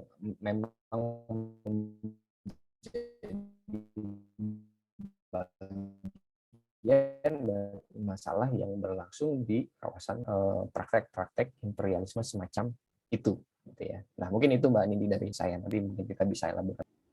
Baik, terima kasih Pak Yoga. Nah, kalau dari Kak Elmo sendiri, kira-kira gimana nih Kak sebelum kita ke pertanyaan selanjutnya ya? Silahkan Kak Elmo. Pertanyaan menarik banget sih ini ya. Saya senang pertanyaannya, keren banget ini. Tapi kalau menurut saya sih, ini bisa disebut kegagalan kapitalisme dan imperialisme, saya bisa bilang ya mungkin. Tadi sebagian besar udah dijelasin Pak Igo ya kenapa iyanya. Tapi saya di sini mau melihat tadi sedikit dari pandangan saya ya. Tadi kan juga Pak Igo udah bilang kalau AS ini Barat lah, AS sama teman-temannya, sama sekutu-sekutunya, sama gengnya, sama circle-nya gitu udah ada bertamasya ke Timur Tengah gitu selama 20 tahun. Sampai di 20 tahunnya invasinya AS ke Timur Tengah gitu. Tapi apakah mereka menyelesaikan masalah? Tidak, justru mereka malah membuat masalah semakin banyak gitu. Dan tadi tadi yang coba disebutkan sama Mas Ari tadi tentang ketidakjelasan gitu, tentang membangun masyarakat sipil yang lebih baik gitu, itu kan tidak dilakukan sama sama AS dan Circle gitu. Mereka lebih asik invasi, mereka lebih asik mungkin cari sumber daya, mereka lebih asik melakukan apa yang bisa dibilang mungkin lebih mudah untuk dilakukan ya, daripada mendemokratisasi Timur Tengah gitu loh, masuk Afghanistan dan lain-lainnya gitu loh. Itu kan lebih mudah dilakukan kan, menginvasi gitu lebih mudah, tinggal buang seperti istilahnya apa ya, buang-buang sumber daya di sana lah istilahnya. Itu lebih mudah dilakukan daripada mendemokratisasi, mengedukasi masyarakat di sana tentang demokrasi gitu. Dan dampaknya apa? Kita lihat justru yang makin dekat dengan Timur Tengah itu justru malah lawannya AS gitu, China dan Rusia tadi gitu. Karena cara pendekatannya AS dan China dan Rusia ini bisa dibilang sangat-sangat berbeda gitu. AS kan cara pendekatannya apa ya, bisa dibilang main kasar gitu loh. Pendekatannya itu keras gitu, pendekatannya yang dilakuin AS gitu sama circle-nya gitu loh. Jadi membuat pandangan Timur Tengah, Taliban dan lain-lain tadi itu menganggap kalau AS ini sebenarnya mau nggak sih gitu loh melakukan apa yang mereka janjikan gitu loh. Jadi mereka orang-orang Timur Tengah dan Afghanistan sendiri itu merasa bingung gitu loh. Sebenarnya nih AS dan Circle ini maunya apa gitu loh. Nah, daripada mereka buang-buang waktu bersama AS dan Circle-nya, mereka mendingan beralih ke yang lebih pasif-pasif saja, beralih ke Cina dan Rusia tadi yang jelas-jelas memang kita bisa dibilang ada maunya sih, cuman mereka mau membangun gitu loh, mau melakukan apa yang diperlukan gitu, seperti tadi misalnya janji tadi yang saya sebutkan gitu, seperti Cina yang berjanji jika Taliban berkuasa akan membangun Afghanistan gitu. Itu kan Cina kan sudah melakukan di beberapa negara lain gitu lah, seperti hal tersebut, membangun terminal dan jalan dan pelabuhan di beberapa negara gitu. Nah, tapi kan AS kan tidak melakukan apa yang dilakukan Cina gitu loh. Jadi kalau bisa dibilang kegagalan imperialisme dan kapitalisme, bisa dibilang sih iya sih, saya setuju sih sebenarnya. Kok dilihat secara fakta dan bagaimana dan apa yang terjadi secara fakta sih, memang sepertinya memang sedang menuju ke arah situ. Dari saya sih segitu aja. Oke, terima kasih untuk Pak Yoga dan juga Kak Elmo atas jawabannya. Boleh tambahan sedikit, Mbak Nidi? Iya, silakan Pak Yoga, boleh. Oke, baik. Tadi mau menyambung sedikit tentang kegagalan kapitalisme, punya korelasi gitu ya, kalau pertanyaan dari Mas Arif tadi, punya korelasi atau tidak? Jawabannya ya punya gitu, tapi dia bukan menjadi determinan utama. Karena kita tahu bahwa problemnya Timur Tengah Raya itu adalah problemnya yang kompleks gitu, punya problem yang sangat kompleks gitu ya. Jadi di dalam melihat satu persoalan kita tidak bisa hanya melihat pada satu determinan tertentu gitu ya, terutama determinan ekonomi politik, tentang kelas ataupun tentang revolusi proletar dan lain-lain. Kita tidak bisa hanya melihat pada itu, karena perubahan yang berlangsung di kawasan tertentu dalam satu konteks masyarakat tertentu itu sangat juga berkaitan dengan bagaimana proses pembentukan identitas, bagaimana proses pembentukan bangsa gitu ya, bagaimana format kelembagaan politik dan lain-lain. Dan dalam sejarahnya Timur Tengah, mungkin kalau kawan-kawan yang tertarik dengan atau punya bacaan tentang Timur Tengah, bicara tentang sejarah kenapa sih Timur Tengah itu selalu terjadi konflik gitu ya. Nah, ini sebenarnya bisa diruntut dari sejarah kenabian gitu ya, dari sejarah kenabian dan sejarah pasca kenabian. Nah, itu sepertinya sepanjang perjalanan terus berlangsung gitu ya, walaupun itu bukan menjadi determinan utama gitu. Jadi ada banyak faktor sebetulnya yang bisa kita lihat selain persoalan tentang identitas, persoalan politik kelas, tentang politik sipil, tentang kegagalan kekuatan eksternal di dalam melembagakan masyarakat di kawasan Afghanistan. Mungkin itu tambahan dari saya. Dan kemudian tadi berkaitan dengan dengan Arab Spring gitu ya, ini saya agak berseberangan dengan Mas Elmo, itu terlalu spekulasi yang terlalu berlebihan sebetulnya. Bagaimana mungkin sebuah kelompok seperti Taliban itu akan mampu mewujudkan yang namanya Arab Spring menjadi negara yang teokratis, negara yang ultra konservatif ke seluruh kawasan di dunia ini. Nah, kenapa begitu? Alasannya adalah karena Arab Spring itu terjadi untuk meruntuhkan rezim otoritarian, gitu ya. Bukan untuk membangun satu rezim yang teokratis atau rezim yang bukan rezim yang ultra konservatif atau rezim-rezim yang teokratis, gitu ya. Jadi ini beda konteks dan beda arah, gitu ya. Kalau kita bicara tentang Arab Spring itu jelas mulai dari Tunisia gitu ya dan seterusnya, itu agendanya seragam. Agendanya adalah bagaimana masyarakat sipil ketika itu sama-sama mempunyai cita-cita untuk menggulingkan berbagai macam pemerintahan yang otoriter. Dan kekuatan dari Arab Spring cukup besar, gitu ya, sebagai kekuatan politik sipil yang berjejaring secara lintas batas nasional. Jadi saya kira itu agak spekulasi yang menurut saya agak terlalu berlebihan ya, terlalu berlebihan untuk membaca kebangkitan Taliban akan mempengaruhi terbentuknya Arab Spring jilid 2 gitu ya. Dan itu tidak akan terjadi. Bahkan kekuatan populisme kanan jauh di Eropa sekalipun sampai sekarang belum mampu untuk mewujudkan cita-cita politik mereka untuk menjadikan negara Eropa yang konservatif, untuk menjadikan negara Eropa yang yang tradisionalis gitu ya, itu tidak cukup kuat dan tidak cukup mampu. Jadi kekuatan demokrasi hari ini itu jauh lebih besar daripada kekuatan yang non demokratis gitu ya. Walaupun dalam kasus-kasus tertentu kekuatan demokratis ini geraknya agak sunyi gitu ya. Mungkin menunggu momentum atau apa. Tapi saya kira hari ini kita bicara dalam konteks yang sebenarnya adalah kekuatan demokratis hari ini masih jauh lebih unggul daripada kekuatan-kekuatan yang non demokratis. Itu sebabnya kenapa kemudian kemenangan Taliban itu bukan berarti akan membalikkan arah agenda demokratis.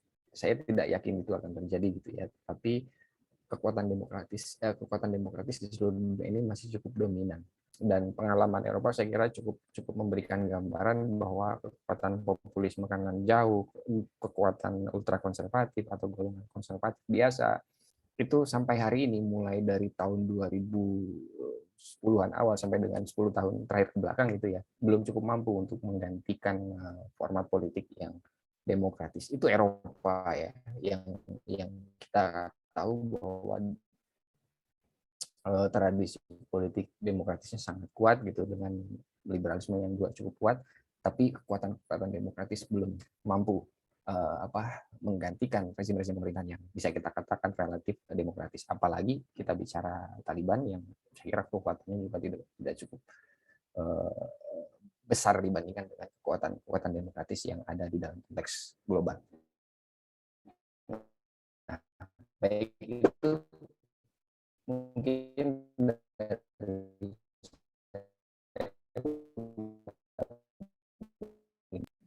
kalau ada bisa kita elaborasi lebih lanjut. Terima kasih. Baik, terima kasih Pak Yoga dan juga Kak Elmo atas jawabannya. Kita beralih ke pertanyaan selanjutnya ya. Ini dari Azura, ingin bertanya, dengan keluarnya Amerika dan sekutunya di Afghanistan, akankah Rusia, China, dan Turki menjadi kekuatan dominan baru di Afghanistan? Mengingat ketiga negara ini dalam durasi yang relatif cepat langsung melakukan komunikasi dengan pihak Taliban, dan apa pengaruh perebutan kekuasaan oleh Taliban ini kepada kelompok-kelompok ekstremis Islam di Asia Tenggara seperti Jemaah Islamiyah. Seperti itu pertanyaan dari Azura, sangat menarik ya. Nah, mungkin silahkan dari Kak Elmo dulu mungkin ya, karena tadi Pak Yoga baru selesai menjelaskan gitu ya. Mungkin dari Kak Elmo bisa mulai dulu, silahkan Kak Elmo.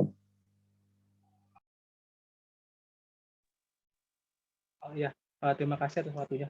Jadi pertanyaannya tentang ini ya, apakah tadi Irak, Cina sama Rusia ini bakal jadi dominasi di Afghanistan atau tidak gitu. Kalau menurut saya sendiri sih didominasi mungkin saja ya, karena kita lihat lawan politiknya atau lawannya gitu, AS itu udah apa ya, udah mundur gitu, udah mundur duluan gitu dari Afghanistan gitu, udah narik militernya, udah istilahnya apa ya, udah pedulinya udah nggak terlalu peduli lagi gitu loh sama Afghanistan. Mungkin masih peduli sedikit, cuman lebih tidak menjadi concern utama bagi AS untuk saat ini ya. Dan kemungkinan besar mereka bertiga tadi itu akan menjadi bakal menjadi yang paling berkuasa atas Afghanistan. Itu mungkin emang akan terjadi gitu, karena mereka bertiga mungkin mempunyai niat yang sama gitu atas Taliban yang ada di Afghanistan gitu. Dan mereka sepertinya juga tidak akan saling gesek gitu loh. Maka mungkin lebih ke arah malah kooperatif gitu satu sama lain antara Cina, Rusia, dan Irak tadi gitu. Karena udah nggak ada lawannya lagi gitu, mereka mungkin jadi lebih leluasa gitu, jadi lebih bebas gitu. Saya maunya gini, saya mau gitu, itu mereka udah lebih leluasa gitu, karena mereka sudah tidak dibayang-bayangi lagi oleh AS yang udah ada di sana lebih dari 20 tahun gitu. Dan untuk pengaruhnya buat kelompok yang ada di mana tadi, di Timur Tengah lainnya ya, yang Jemaah Islamiyah tadi. Iya, Jemaah Islamiyah.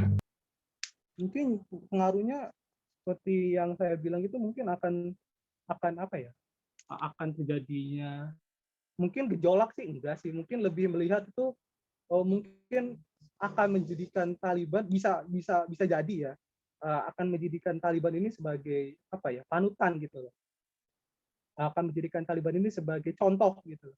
Contoh yang mungkin bisa ditiru gitu loh. Saya berpendapat kalau Taliban ini menjadi role model bagus gitu loh bagi kelompok-kelompok ekstremis lainnya gitu loh. Jadi role model yang bagus untuk menjadi contoh, menjadi role model untuk apa yang akan mereka lakukan selanjutnya gitu.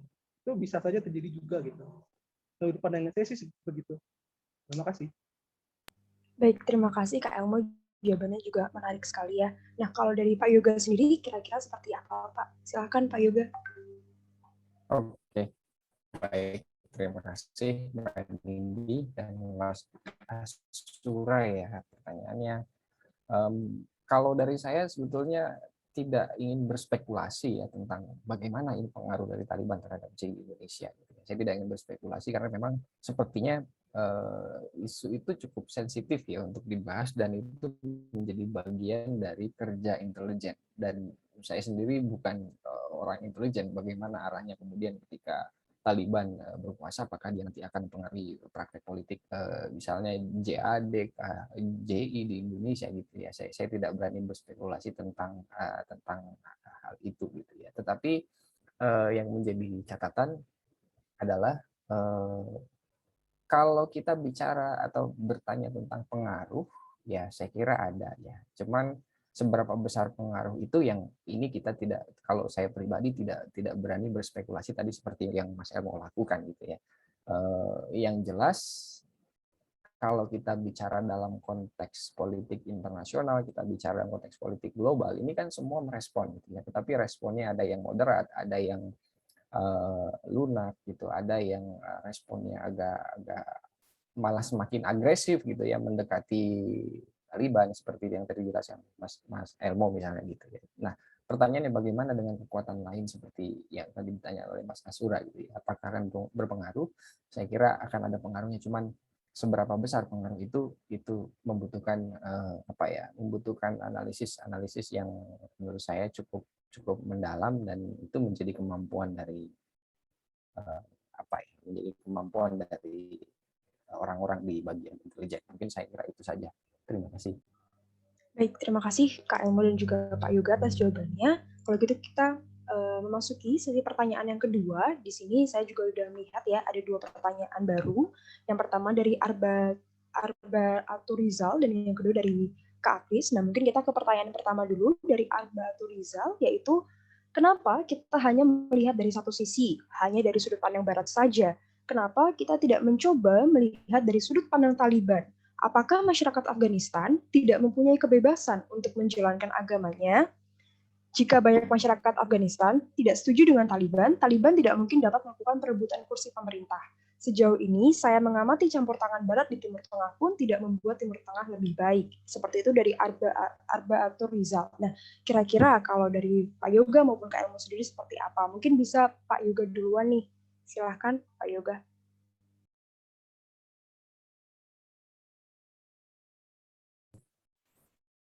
Halo, ini pertanyaannya yang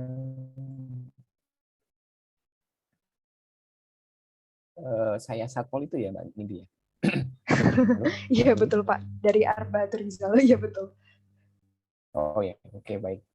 Mungkin saya baca sebentar ya, tadi agak terpotong dari Mbak Nindi. Jadi kenapa kita tidak coba melihat dari sudut pandang Taliban? Apakah masyarakat Afghanistan tidak mempunyai kebebasan menjalankan agamanya? Pakai logika saja, jika banyak masyarakat Afghanistan tidak setuju dengan Taliban, Taliban tidak mungkin dapat melakukan perebutan kursi pemerintahan. Ya, sebetulnya ini tidak ada tidak sangat kecil kemungkinan kalau bagi saya sebuah negara itu mengintervensi keyakinan bangsa lain di negara lain.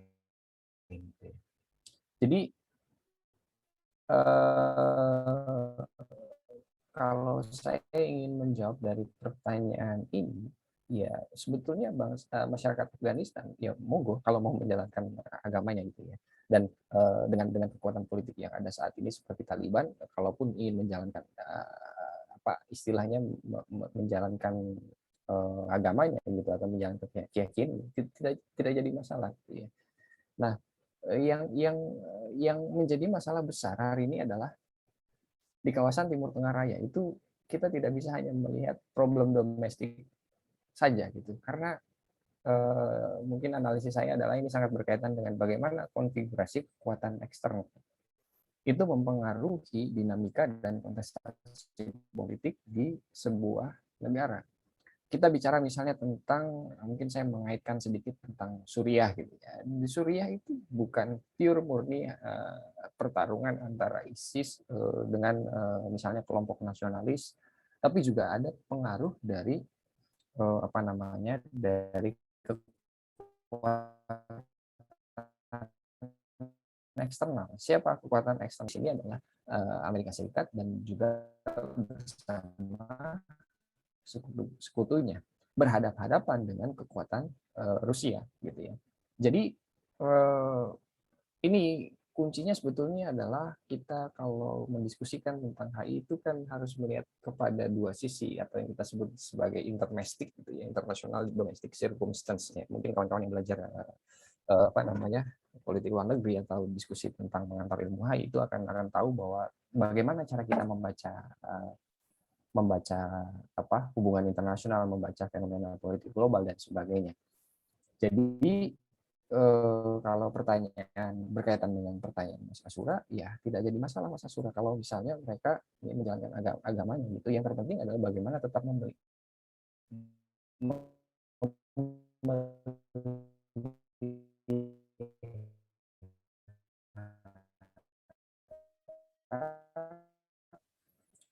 stabilitas, tidak merugikan. Sekian, mohon maaf jika ada kekurangan atau belum terjadi. Baik, terima kasih untuk ke Pak Yoga ya. Nah, mungkin sekarang kita beralih ke perspektif dari Kak Elmo sendiri. Nah, kalau Kak Elmo kira-kira bagaimana? Silahkan Kak Elmo. Iya, terima kasih atas waktunya. Ya, saya tidak jauh berbeda sih sama apa yang disampaikan sama Pak Yoga gitu. Berkuasanya Taliban di Afghanistan itu tidak terlalu berpengaruh tentang terhadap kehidupan agama masyarakat Afghanistan gitu. Mereka boleh menjalankan agamanya seperti biasa. Mungkin yang lebih jadi concern itu mungkin yang agama minoritas mungkin ya, mungkin. Nah, tapi kalau untuk agama mayoritas yang sama seperti Taliban itu mungkin tidak jadi soal ya. Yang saya tahu, mereka tidak terlalu mempermasalahkan masalah itu sih.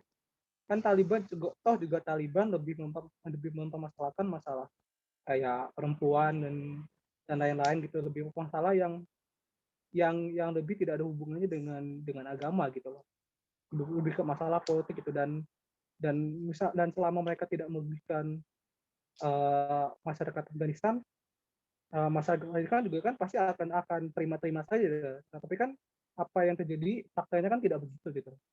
Masyarakat Afghanistan kan memberontak itu sampai keluar, sampai ada kejadian yang masyarakatnya lari menggunakan pesawat AS milik Amerika Serikat itu, yang sampai ada yang meninggal beberapa orang kan terjatuh dari pesawatnya itu. Itu kan hal itu kan tidak akan terjadi jika Taliban tidak merugikan masyarakat Afghanistan. Nah, karena hal itu terjadi, berarti kan Afghanistan Taliban merugikan masyarakat Afghanistan gitu. Itu kan jika dilihat secara lebih kan begitu gitu. Tapi kalau untuk agama sih ya, saya melihatnya tidak ada ini ya, tidak ada masalah sejauh yang saya lihat ya tentang Taliban dan masyarakat Afghanistan sendiri sih. Dari saya sih kurang lebihnya begitu. Terima kasih. Baik, terima kasih untuk Kak Elmo atas jawabannya. Nah, untuk kita ke pertanyaan kedua dari Kak Aklis ya. Sepemahaman saya, ini di kolom komentar saya bacakan, sepemahaman saya selama ini dan beberapa referensi yang saya baca, Taliban adalah sebuah faksi religius dan politik ultrakonservatif yang berkembang di Afghanistan pasca mundurnya tentara Soviet dan jatuhnya paham komunis Afghanistan serta kekacauan ketertiban sipil. Taliban muncul sebagai kekuatan yang menginginkan ketertiban sosial bagi domestik Afghanistan itu sendiri. Namun, opini global mayoritas menentang kebijakan sosial Taliban, khususnya terkait isu perempuan, agama, dan kebebasan di Afghanistan. Ditambah lagi pemerintahan yang korup. Saat ini, dan inkonsistensi rezim membuat Taliban semakin bersemangat untuk menghentikan kekuasaan mereka. Nah, pertanyaan dari Kak Aklis, apa dosa Taliban dalam upaya menguasai Afghanistan? Bukankah langkah yang baik bagi rakyat dengan pemerintahan yang bersih dan lebih baik, meskipun dilakukan dengan cara yang kurang benar? Nah, mungkin kira-kira seperti itu pertanyaan dari Kak Aklis ya. Nah, kira-kira kalau dari Pak Yoga dulu deh. Kalau dari Bapak Yoga kira-kira seperti apa, Pak? Tanggapannya. Ya, baik. Ini suara saya masuk. Masuk, Halo? Pak. Tapi agak putus-putus. Oh iya.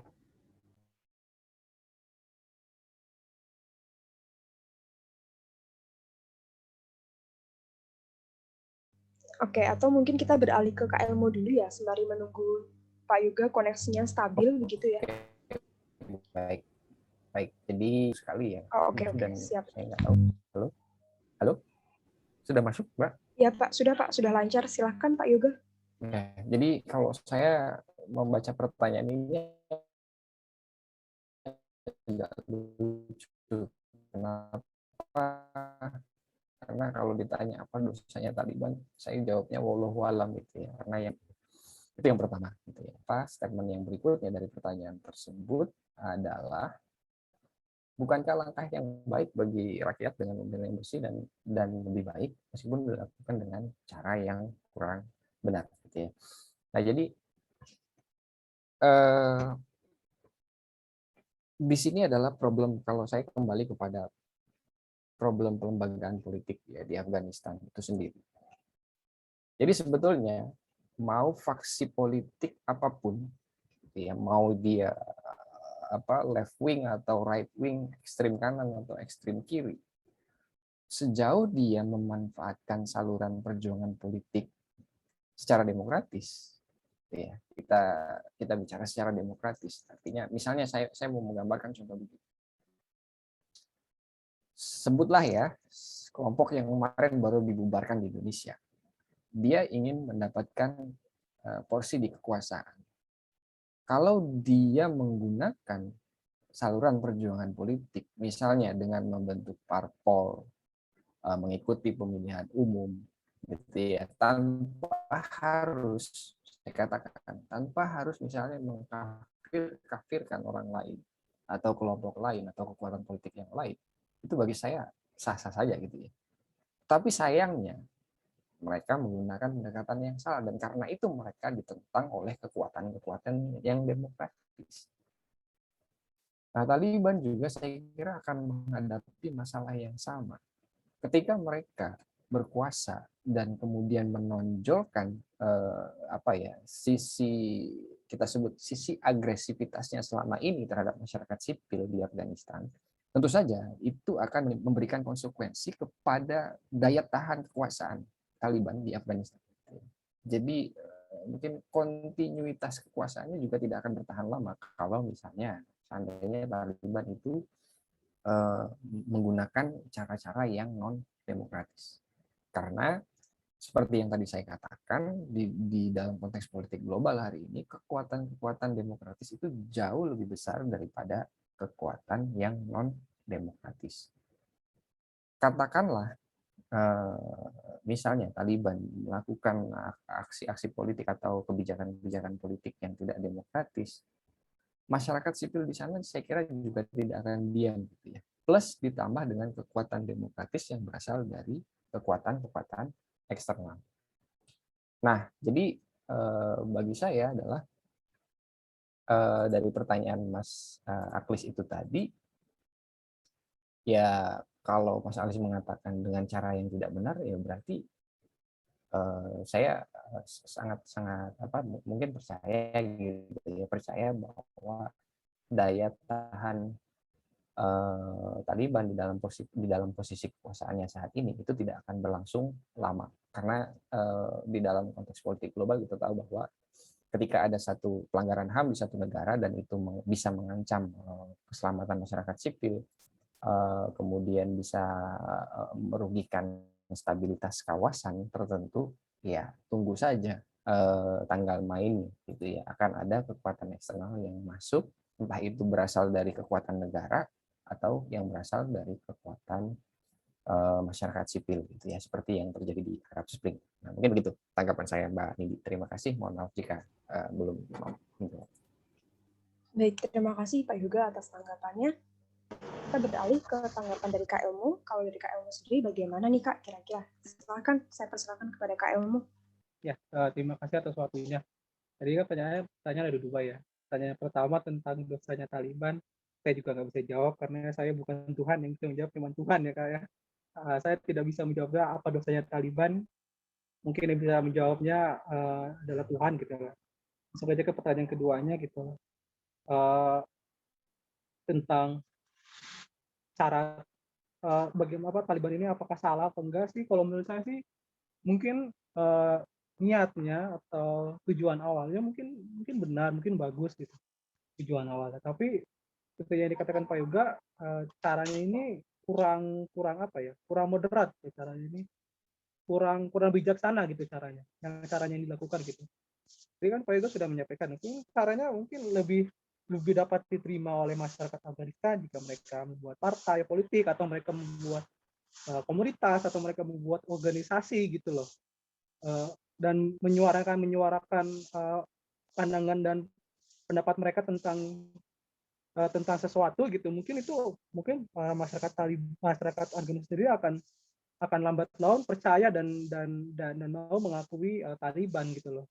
Tapi kan sayangnya cara mereka kan lebih barbar ya, lebih tidak moderat dan terkesan memaksa gitu loh. Dan hal itulah yang membuat masyarakat Taliban juga tidak senang dan berontak gitu terhadap Taliban gitu loh. Jika mereka lebih menggunakan cara yang santai, yang biasa saja, cara yang bisa dilakukan oleh kelompok-kelompok pada umumnya gitu, dengan masuk lewat bawah dulu gitu loh, dari bawah dulu gitu loh, dari level paling bawah gitu loh. Mungkin mereka bikin organisasi, mungkin ngajak orang masuk gitu. Ini perkenalkan gini loh, kami Taliban, kami seperti ini gitu loh. Kami gimana, bagaimana, apa tujuan kami dibentuk gitu. Mungkin itu lebih mencerminkan bagaimana kelompok atau organisasi atau partai politik yang sebenarnya gitu loh, tidak asal muncul ujuk-ujuk tiba-tiba langsung mengatakan kami tidak senang akan ini, kami tidak senang akan ini, kami akan mengambil alih kekuasaan Afghanistan gitu loh. Tidak, caranya tuh tidak begitu gitu loh menurut saya sih, Kak Aklis ya. Caranya tuh kurang bisa diterima gitu loh. Mungkin ada cara yang lebih baik gitu. Dan cara lebih baik itu banyak gitu loh. Tidak lewat cara seperti ini gitu. Jika lewat cara seperti ini kan mereka juga dirugikan dengan masyarakat yang tidak menerima mereka gitu loh, dirugikan dengan respon internasional yang mengecam gitu misalnya, dan tidak kurangnya dukungan internasional karena mereka juga kurangnya dukungan juga karena mereka lebih lebih terkesan tidak moderat gitu, tidak layak gitu untuk didukung gitu loh. Mungkin jika mereka melakukannya dengan cara yang lebih lebih moderat, lebih bijaksana gitu, lebih anggun dengan lewat jalur mungkin uh, mungkin bisa Taliban berkuasa sedikit demi sedikit gitu, misal gitu ya. Jika mereka melakukan dengan cara yang benar gitu, namun kenyataannya tidak gitu. Mungkin dari saya sih sekian gitu. Terima kasih. Baik, terima kasih Kak Elmo. Ini di kolom komentar Pak Yoga mau menambahkan ya Pak ya. Iya, saya persilahkan. Pak Yoga silahkan. Ya, baik. Itu saya tadi sambil membaca gitu ya komentar dari kawan-kawan yang ada di dalam diskusi ini gitu ya. Jadi saya sepakat yang Mas Arief bilang bahwa memang kita tidak bisa melihat apa ya persoalan Taliban ini terutama dalam konteks baik dan buruk, benar dan salah, yang jahat dan yang apa namanya yang baik gitu ya.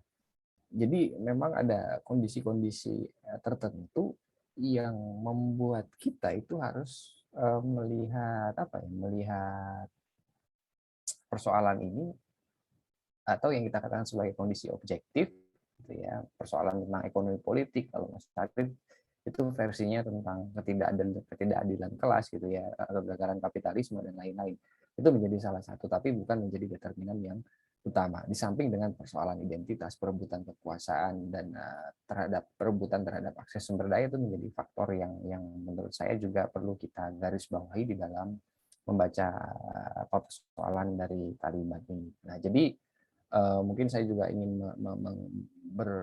mengkritisi apa yang dikatakan oleh Mas Elmo juga gitu ya, bahwa ini bukan persoalan siapa yang benar, siapa yang salah gitu ya, siapa yang baik dan siapa yang jahat, atau siapa yang paling benar dan siapa yang salah. Tapi ini adalah problem perjuangan kekuasaan yang kebetulan belum terlembaga dengan baik. Nah, jadi di akhir ini sebagai penutup ya, mungkin dari saya perlu juga kalau kita ingin katakanlah memperjuangkan atau kita punya satu visi yang sama gitu ya untuk menata bagaimana masyarakat Afghanistan itu di tengah yang ada saat ini bisa menjadi stabil, bisa menjadi apa ya, damai gitu ya, minim konflik dan sebagainya, ya salah satunya adalah dengan satu memberikan yang namanya pendidikan politik sipil gitu ya, meminjam kata-kata yang tadi digunakan oleh Mas Sarif, itu juga penting. Kemudian pendidikan politik saya kira juga juga penting gitu ya kepada semua aktor yang ada di mana di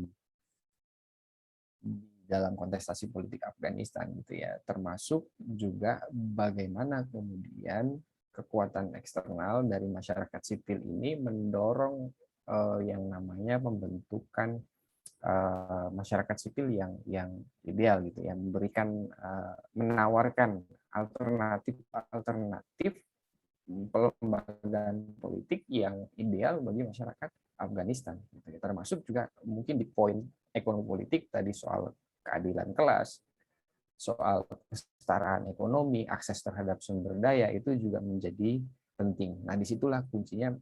Ini soal bagaimana nanti kemudian Taliban dan bersama aktor-aktor politik yang lain itu membangun kelembagaan politik yang sesuai dengan apa ya, cita-cita masyarakat sipil pada umumnya di Afghanistan. Nah, mungkin itu saja tambahan dari saya.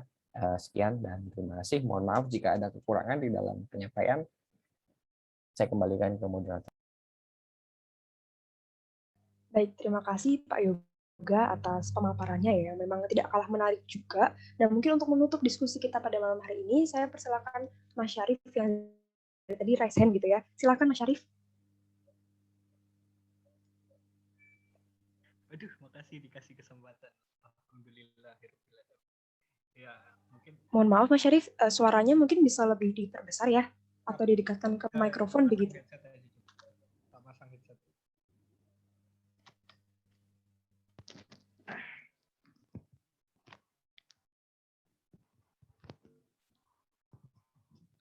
Tes. Ya, sudah. Oke, Ya. silahkan. Terima kasih udah dikasih kesempatan ya. Menurut saya ini ya tadi ya tentang apa kita ini masih terbiasa ya seperti yang tadi Pak Yoga sampaikan, kita ini masih terbiasa melihat persoalan itu dari perspektif yang terlalu ambiguous gitu ya, perspektif moral gitu ya, tentang yang baik dan yang jahat, yang buruk dan yang itu. Saya rasa setiap orang itu punya kepentingan gitu ya, terutama setiap kelas, setiap identitas, mungkin kalau biar lebih luas gitu. Setiap identitas itu punya kepentingan dan identitas tersebut itu yang kemudian membentuk perspektif moral mereka gitu, tentang yang mana yang baik dan yang mana yang jahat. Sebagian orang setuju bahwa menghukum potong tangan kepada orang yang mencuri adalah hal yang baik. Sebagian orang setuju bahwa menghukum seperti itu adalah hal yang buruk gitu. Bahwa persoalan kemiskinan itu harus diselesaikan untuk menuntaskan kriminalitas dan segala macamnya gitu. Itu dulu yang harus itu. Jangan langsung main potong tangan aja gitu. Ya bagian orang berpendapat seperti itu. Nah, ya tapi yang mau saya lebih tekankan lagi itu tentang niat baik dengan tujuan baik dengan cara yang buruk gitu, atau mungkin perspektifnya ini ya, perspektifnya filsuf Itali itu sebenarnya dia sarkas, sebenarnya dia berusaha satir sih untuk ngomong itu sih. Tujuan itu menghalalkan caranya gitu, bahwa selama tujuannya baik caranya buruk itu nggak masalah. Nah, kita harus lihat dulu apa yang menjamin tujuannya itu terjadi. Ada jaminan nggak tujuannya bakal terjadi? Sia-sia kalau misalnya caranya udah buruk, niat baiknya pun nggak terlaksana. Buat apa gitu? Udah dari awal caranya buruk, niat baik yang dari awal digembar-gemborkan itu nggak terlaksana. Kan sia-sia gitu.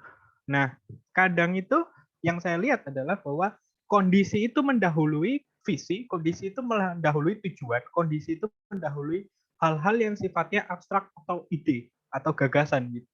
Bahwa kondisi material di sekitar kita itu mendahului tujuan kita yang masih di otak, yang masih abstrak. Gitu. Nah, ini yang harus kita lihat, ini yang harus kita analisis lebih dulu gitu. Apakah iya dengan bekerja sama dengan misal dulu Taliban awal-awal muncul kan mereka bekerja sama dengan United States kan, bahkan bekerja sama dengan Israel. Nah, Israel mengirimkan beberapa AK-47 hasil rampasan mereka kepada Taliban gitu, dan juga United States juga melakukan hal yang sama gitu. Mereka mengirim alat-alat militer canggih bukan kepada Taliban ya, pada Mujahidin waktu itu, tapi yang kemudian pecah menjadi Taliban, Al-Qaeda dan segala macamnya gitu. Ini kan akarnya kan dari mereka gitu. Nah itu kan tujuannya harus dilihat gitu. Oh, tujuannya baik awalnya gitu. Oh, ingin mendirikan suatu negara bangsa milik mereka sendiri gitu, dibentuk dari identitas mereka gitu, yang punya perspektif moral yang bagus dan segala macam gitu. Tapi dengan bekerja sama dengan United States, apakah tujuan itu terjadi? Apakah tujuan itu tercapai gitu? Ternyata enggak gitu. Ternyata yang terjadi adalah sebagian daerah di Timur Tengah itu dikuasai oleh imperialisme gitu. Sudah caranya buruk, tujuannya pun nggak tercapai. Buat apa? Gitu kan? Kalau kita masih mau ngotot soal moral, oh Taliban itu moralnya bagus, cuman caranya yang salah. Gitu. Nah sudah caranya jelek, tujuannya pun nggak tercapai. Kita harus lihat dulu kondisinya, gitu. Kondisi yang mendahului ide yang masih ini tadi gitu. Kita harus analisis dulu. Gitu. Jangan kemerungsung, udah ngelakuin sesuatu. Gitu. Ya itu tadi. Ya kondisinya seperti apa? Gitu. Jangan kemerungsung potong tangan pencuri. Lihat dulu kondisinya. Oh ternyata tingkat kemiskinan di negara kita masih seperti ini dan lain-lain. Gitu. Tingkat ketimpangan sosialnya seperti ini. Wajar saja banyak pencuri. Wajar saja banyak kriminal. Wajar saja banyak ini. Gitu kan? Itu nggak kita lihat dulu gitu. Kita langsung potong tangan yang ada tangan berapa orang habis, tapi masalahnya nggak selesai gitu. Masalah pencurian dan segala macam itu nggak selesai. Jadi analisis dulu analisis kondisinya dulu sebelum kita bilang oh caranya baik, meskipun caranya jahat tapi tujuannya baik. Ya tujuan baik itu belum tentu tercapai kalau cara yang kita lakukan itu salah. Yang ada malah udah caranya salah, tujuannya nggak tercapai pula, sia-sia. Ya itu sih. Bagi saya terima kasih. Oke, terima kasih Mas Syarif, menarik sekali ya atas pemaparannya juga. Terima kasih Mas Syarif sudah mau menyampaikan ke kita dan menjadi penutupan diskusi yang sangat-sangat menarik juga gitu ya. Nah, kawan-kawan tadi kita sudah memasuki sesi tanya jawab, dan kalau misalnya saya boleh simpulkan ya, dari diskusi publik pada malam hari ini kita dapat mengambil kesimpulan bahwa pertama, problem dari Afghanistan ini memberi berbagai macam dinamika gitu yang mana mengarah kepada problem of identity, kemudian juga memberikan peluang kebangkitan bagi kelompok-kelompok ekstremis yang ada. Dan tadi kita sudah sempat berbicara juga mengenai politik sipil ya, di mana negara dunia sebelumnya belum berpikir bagaimana lower class ini bisa naik kelas, tetapi lebih kepada siapa yang berkuasa, siapa yang menduduki kekuasaan, atau transfer kekuasaan ini nanti arahnya kemana. Dan kemudian juga tadi kita sempat berbicara mengenai Arab Spring, di mana revolusi itu sebenarnya tidak buruk, tetapi kalau kelompok yang melakukan revolusi ini cukup ekstrim, maka revolusinya akan termanifestasikan, kalau saya boleh simpulkan ya, tidak sama substansinya untuk menuju kebaikan begitu ya. Kemudian juga tadi kita sempat membahas mengenai kebangkitan Taliban yang dapat dikatakan mungkin saja apabila ada korelasi dengan gagalnya kapitalisme maupun imperialisme, tetapi bukan menjadi determinan yang utama. Nah, kawan-kawan, maka dari itu saat ini kita sudah memasuki penghujung acara, di mana saya selaku moderator pada malam hari ini mengucapkan terima kasih sebesar-besarnya kepada Bapak Yoga serta Kak Elmo yang sudah mau meluangkan waktunya untuk menjadi pemateri, serta kepada teman-teman yang sudah bergabung dan juga berpartisipasi di dalam acara diskusi publik Politics of You pada malam hari ini. Lebih lanjut, saya turut memohon maaf atas segala salah kata dan perbuatan yang ada. Assalamualaikum warahmatullahi wabarakatuh. Shalom, Om Swastiastu, Namo Buddhaya, salam kebajikan. Selamat malam teman-teman semua, terima kasih. Terima kasih ya panitia ya. Sukses. Ya, sama-sama Pak. Terima kasih ya teman-teman. Pak Yoga, Ya, Kak terima kasih Elmo, Kak Elmo. teman-teman semua.